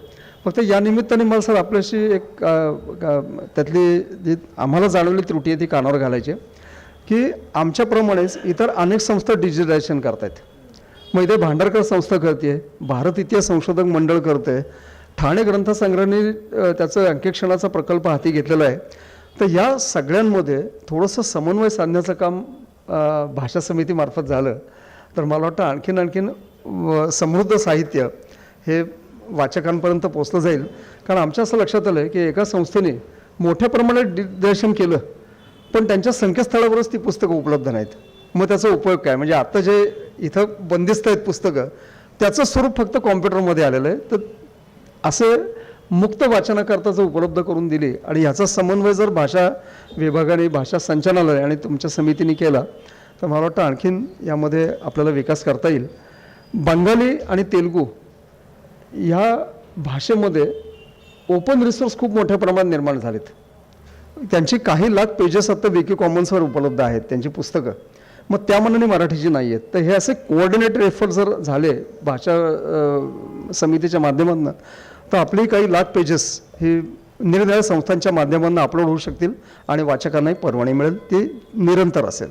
धन्यवाद. या कादंबरीच्या पुरस्काराच्या निमित्तानं वेगवेगळ्या दृष्टिकोनातून त्यावर चर्चा आणि चिंतन आपण ऐकलं.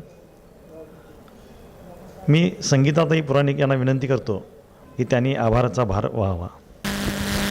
धन्यवाद सर.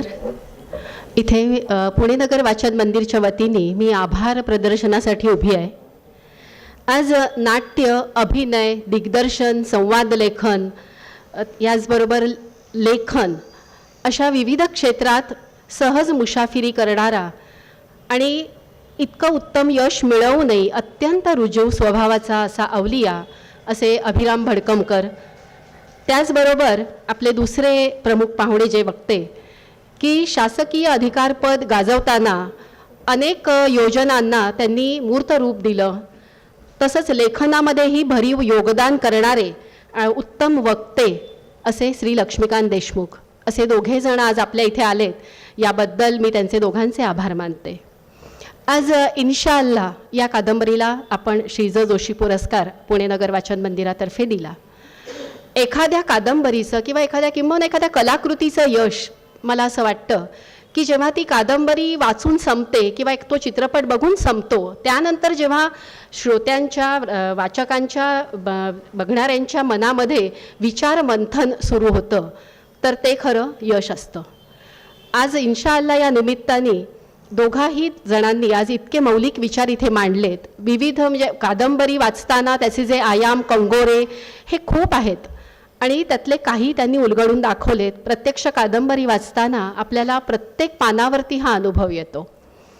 मला एकच दोन वाक्य त्याबद्दल सांगायची आहेत की इन्शाअल्लाह वाचताना बऱ्याचशा गोष्टी आहेत की ज्या खरंच त्या दोघांनी छान पद्धतीने मांडल्यात. मला एक असं वाटतं की एक निरक्षर, अशिक्षित आणि धर्माच्या चौकटीत बंदिस्त अशी जमीला आणि तिचं जेव्हा शेवटी तिचं धर्मातीत होणं जे आहे तो जो प्रवास आहे तो बघताना मला ती मोठी तिची सावली हे जे आपण आपल्या इथे म्हणतो तशी ती जमीला आपल्या समोर मोठी होत जाते आणि ती आपल्यातली वाटायला लागते. ही प्रत्येक फ्रेम, प्रत्येक दृश्य वाचताना आपल्यासमोर लेखक अभिराम भडकमकरांबरोबर दिग्दर्शक अभिराम भडकमकरही त्याच्यात डोकावत राहतात. इतकी सगळ्या व्यक्तिरेखा आणि दृश्य ही जिवंत झालेली आहेत. मला असं वाटतं की याच्यावर एक उत्तम चित्रपट होऊ शकतो आणि तो रसिकांना नक्की आवडेल कारण त्याचं खूपच दर्जेदार आणि अगदी त्याच्यामध्ये भरीव असं कथानक आहे, नाट्यमय आहे आणि मांडलंही बहुतेक सगळं त्यांचा तयारच आहे मला वाटतं. तर लवकरात लवकर त्यांनी तसं करावं अशी मी त्यांना विनंती करते. आता औपचारिकता म्हणून म्हणजे म्हणायचं नाही आहे मला खरंच मनापासून आभार मानायचे की ही श्रोते कुठल्याही कार्यक्रमासाठी समोर श्रोते असणं ही सर्वांची गरज असते आणि त्याच्यानेच कार्यक्रम उठावदार आणि यशस्वी होतो. आज या कोविडच्या परिस्थितीमध्ये सुद्धा आज इतक्या संख्येने तुम्ही सगळे इथे उपस्थित राहिलात आणि अगदी छानपैकी सगळं ऐकून घेतलं. मुळात मला असं वाटतं की याच्यातून खूप काही आपल्याला मिळालेलं आहे, ही खूप जमेची बाजू आहे. त्याबद्दल तुमच्या सर्वांचे आभार. त्याचबरोबर आपले नेहमी पुणे नगर वाचन मंदिरचे सगळे आपले सहकारी, पदाधिकारी आणि आपले व्हिडिओ शूट करणारे सगळ्यांचेच मनापासून आभार. ज्यांनी ज्यांनी या कार्यक्रमासाठी योगदान दिलेलं आहे त्या सर्वांचे अतिशय मनापासून आभार आणि धन्यवाद.